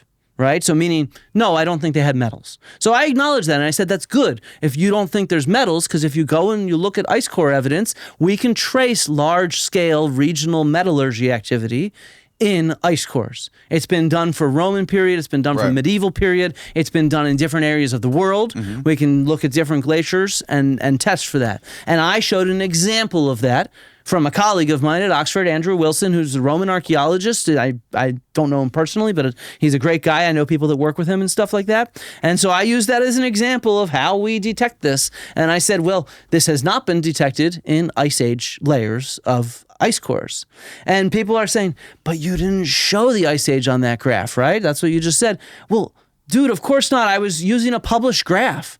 This is the graph that was in that article. Like, what do you mean as an example of what we do? Is there another graph that shows the Ice Age? Are there ice cores? There's not another graph that I know of, but there are other graphs, and we can talk about it. Can we pull up my screen? Boom. All right. So I don't know. It was a few weeks, I think, after I was on Rogan. Chris Dunn went on Rogan. Yeah. And he said that Flint's wrong about this. He was the first person to say that I'm wrong about this because of this article. This article from what? 1996. And he says, now, look, in this Greenland ice core, there are changes in metals in there, right? And I don't have access to the full thing right this second. I have it somewhere. But I just want to point out that, like, yeah, there are changes to metals in there, but they are all natural lead, copper, zinc, and cadmium concentrations in central Greenland ice. So how do you distinguish these metals from metallurgy metals, right? And this article actually does this. The reason why is the graphs that it shows here. Wait a second. Let me just pull up the damn paper. I should have access to it since I think I am logged in. There we go. Oh. No, it's just being weird. There we go. Oh, shit. It's flashing like No, crazy. I know. There we go. There we go. Here's the actual paper. We can scroll through it. So what is this paper explaining? It's saying that that during the Ice Age, there's variations in copper, lead, etc., different metals in these ice cores, right? And it shows the graphs that go back to the Ice Age. These graphs go back to the Ice Age. This is goes back 160,000 years. Okay, wow. Okay, so we're talking into the Ice Age. Man, I'm sorry. That's okay. Fuck. We're back. Stop. All right, I need a new computer. I knew I needed a computer. I gotta wait till January 1st. So the reality is, though, that yes, this stuff varies, but we know it's not related to metallurgy for like 3 different reasons. Some of them's in later papers that I'll show you. But one of the main reasons is these changes in metals, they actually don't relate anything to do with human civilization. In fact, during the end of the Ice Age, when Graham claims there's a lost civilization, there's not a spike in metals in these ice cores, right? It's during other periods, and specifically, it even says it in the title, changes in natural lead, copper, zinc, and cadmium concentrations in the ice cores, and their association with climatic changes and resultant variations of dominant source contributions. So in a sense, when the planet gets drier, there's more desert, which means there's more dust that gets kicked up into the atmosphere, and then it deposits these different metals in ice cores. This is 100% different than the paper that I showed about Roman period metallurgy, where it's not all these different things, zinc, cadmium, copper, lead, it's just lead associated with silver mining, because lead is there with silver. Okay. Right? And it matches up with a cultural change, not a climatic change. And who presented this paper? Where did this come from? Chris Dunn was the one who presented this Chris originally. Dunn presented this as an argument. And then other people on Twitter and elsewhere and YouTube have presented it as well against me. And to me, I'm sort of like... So it's lead, natural... This one just says natural lead, copper, zinc, and cadmium. So how do we, like... And their association with climatic changes. I want to be clear that the title of the article supports what I was saying and not what these people are saying. Okay. Just really, really clear. Just read the title. And I know you just said this, but how again do we decipher the difference between from natural lead and silver mining? There's several different ways. Okay. So in this paper, they're fairly sure that it's due to climate change because these changes correlate with changes in the climate. So when the climate's getting drier, you see changes in these metals showing up. Okay. And the explanation for that is when it's drier, there's more deserts, so there's more wind-blown dust, which deposits a variety of different minerals in the ice cores. The second argument is when you mine silver, the metal that occurs with it is lead. So what shows up when they're mining is lead, not zinc and cadmium and shit like that. Okay. It's not just random stuff. It correlates with what we expect from climate, and the other one correlates with what we expect from what people are doing. Right. And the other one, by the way, the Roman and medieval one, it does not correlate with a change in climate. It just it correlates with the adoption of metallurgy at a large scale. So it's this independent sources of evidence. The other argument where people say I'm lying is because the article I used also went one step further and used one last test to demonstrate it, where you get this lead at that. Let's get that article up. This is the article that I showed on Rogan. Okay. Lead pollution recorded in Greenland ice indicates European emissions tracked plagues, wars, imperial expansion, yada, yada, yada. So they did a series of things. Not only did they produce this graph, and this graph is really cool, it lines up, but then what they did is they went a step further. They said, you know what we can do? We know where the Romans mined silver. We can actually do an isotopic analysis of these traces of lead in the ice cores and see if they fingerprint on known mines and known silver sources. And lo and behold, they did, right? So this one's really clear. This lead came from those mines over there. Wow. If you see what I mean. Super fucking cool. Where were the cool. ice cores taken from? These ones, were they all Greenland, Greenlands? you said? I think these are also Greenlands, right? Okay.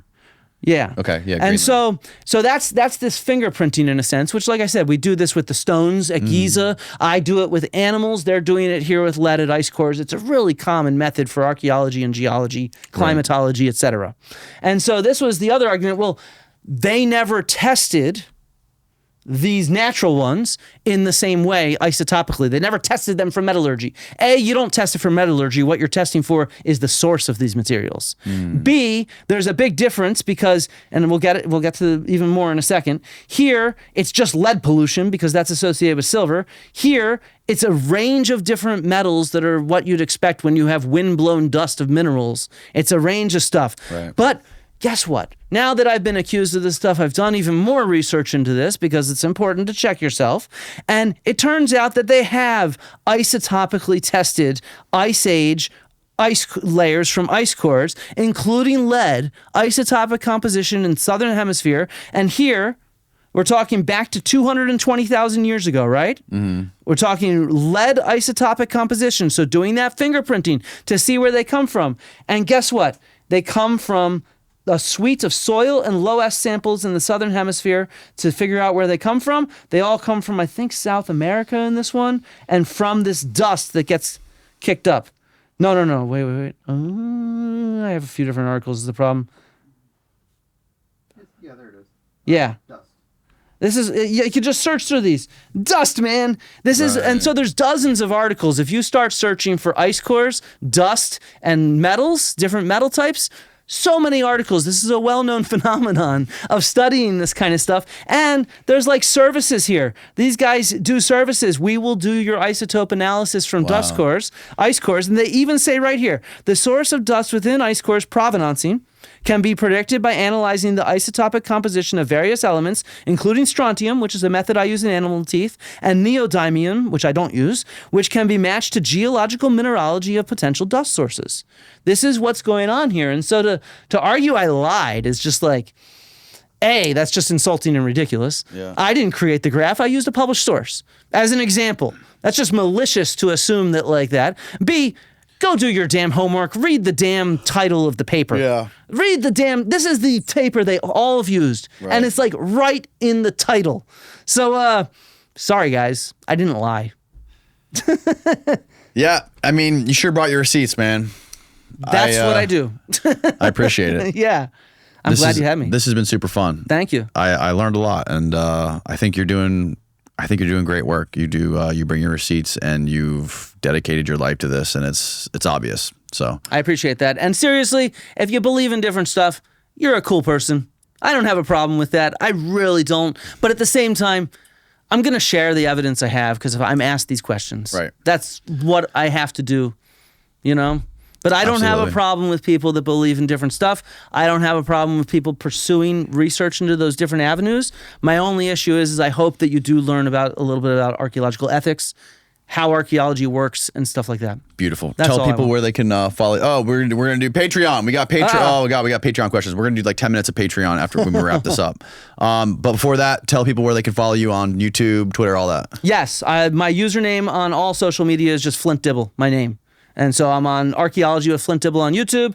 I'm Flint Dibble on Twitter, Instagram, Blue Sky. Don't follow me on Facebook. I mean, you could follow me on Facebook, I guess. I do post some stuff publicly. But I'm fairly easily findable because my name is so recognizable. Yeah, great Which makes name. it easy, yeah. Cool. My brother's name is Chip. My dad was an archaeologist, studied stone tools, made of flint that were chipped to make them. That's he built incredible. robots to test it and stuff like that, yeah. That's dedication, man. Yeah, I love seriously. it. He was crazy. Well, Cool. thanks again, man. I appreciate it. Thank you so much. All Yeah. right. Goodbye, everybody.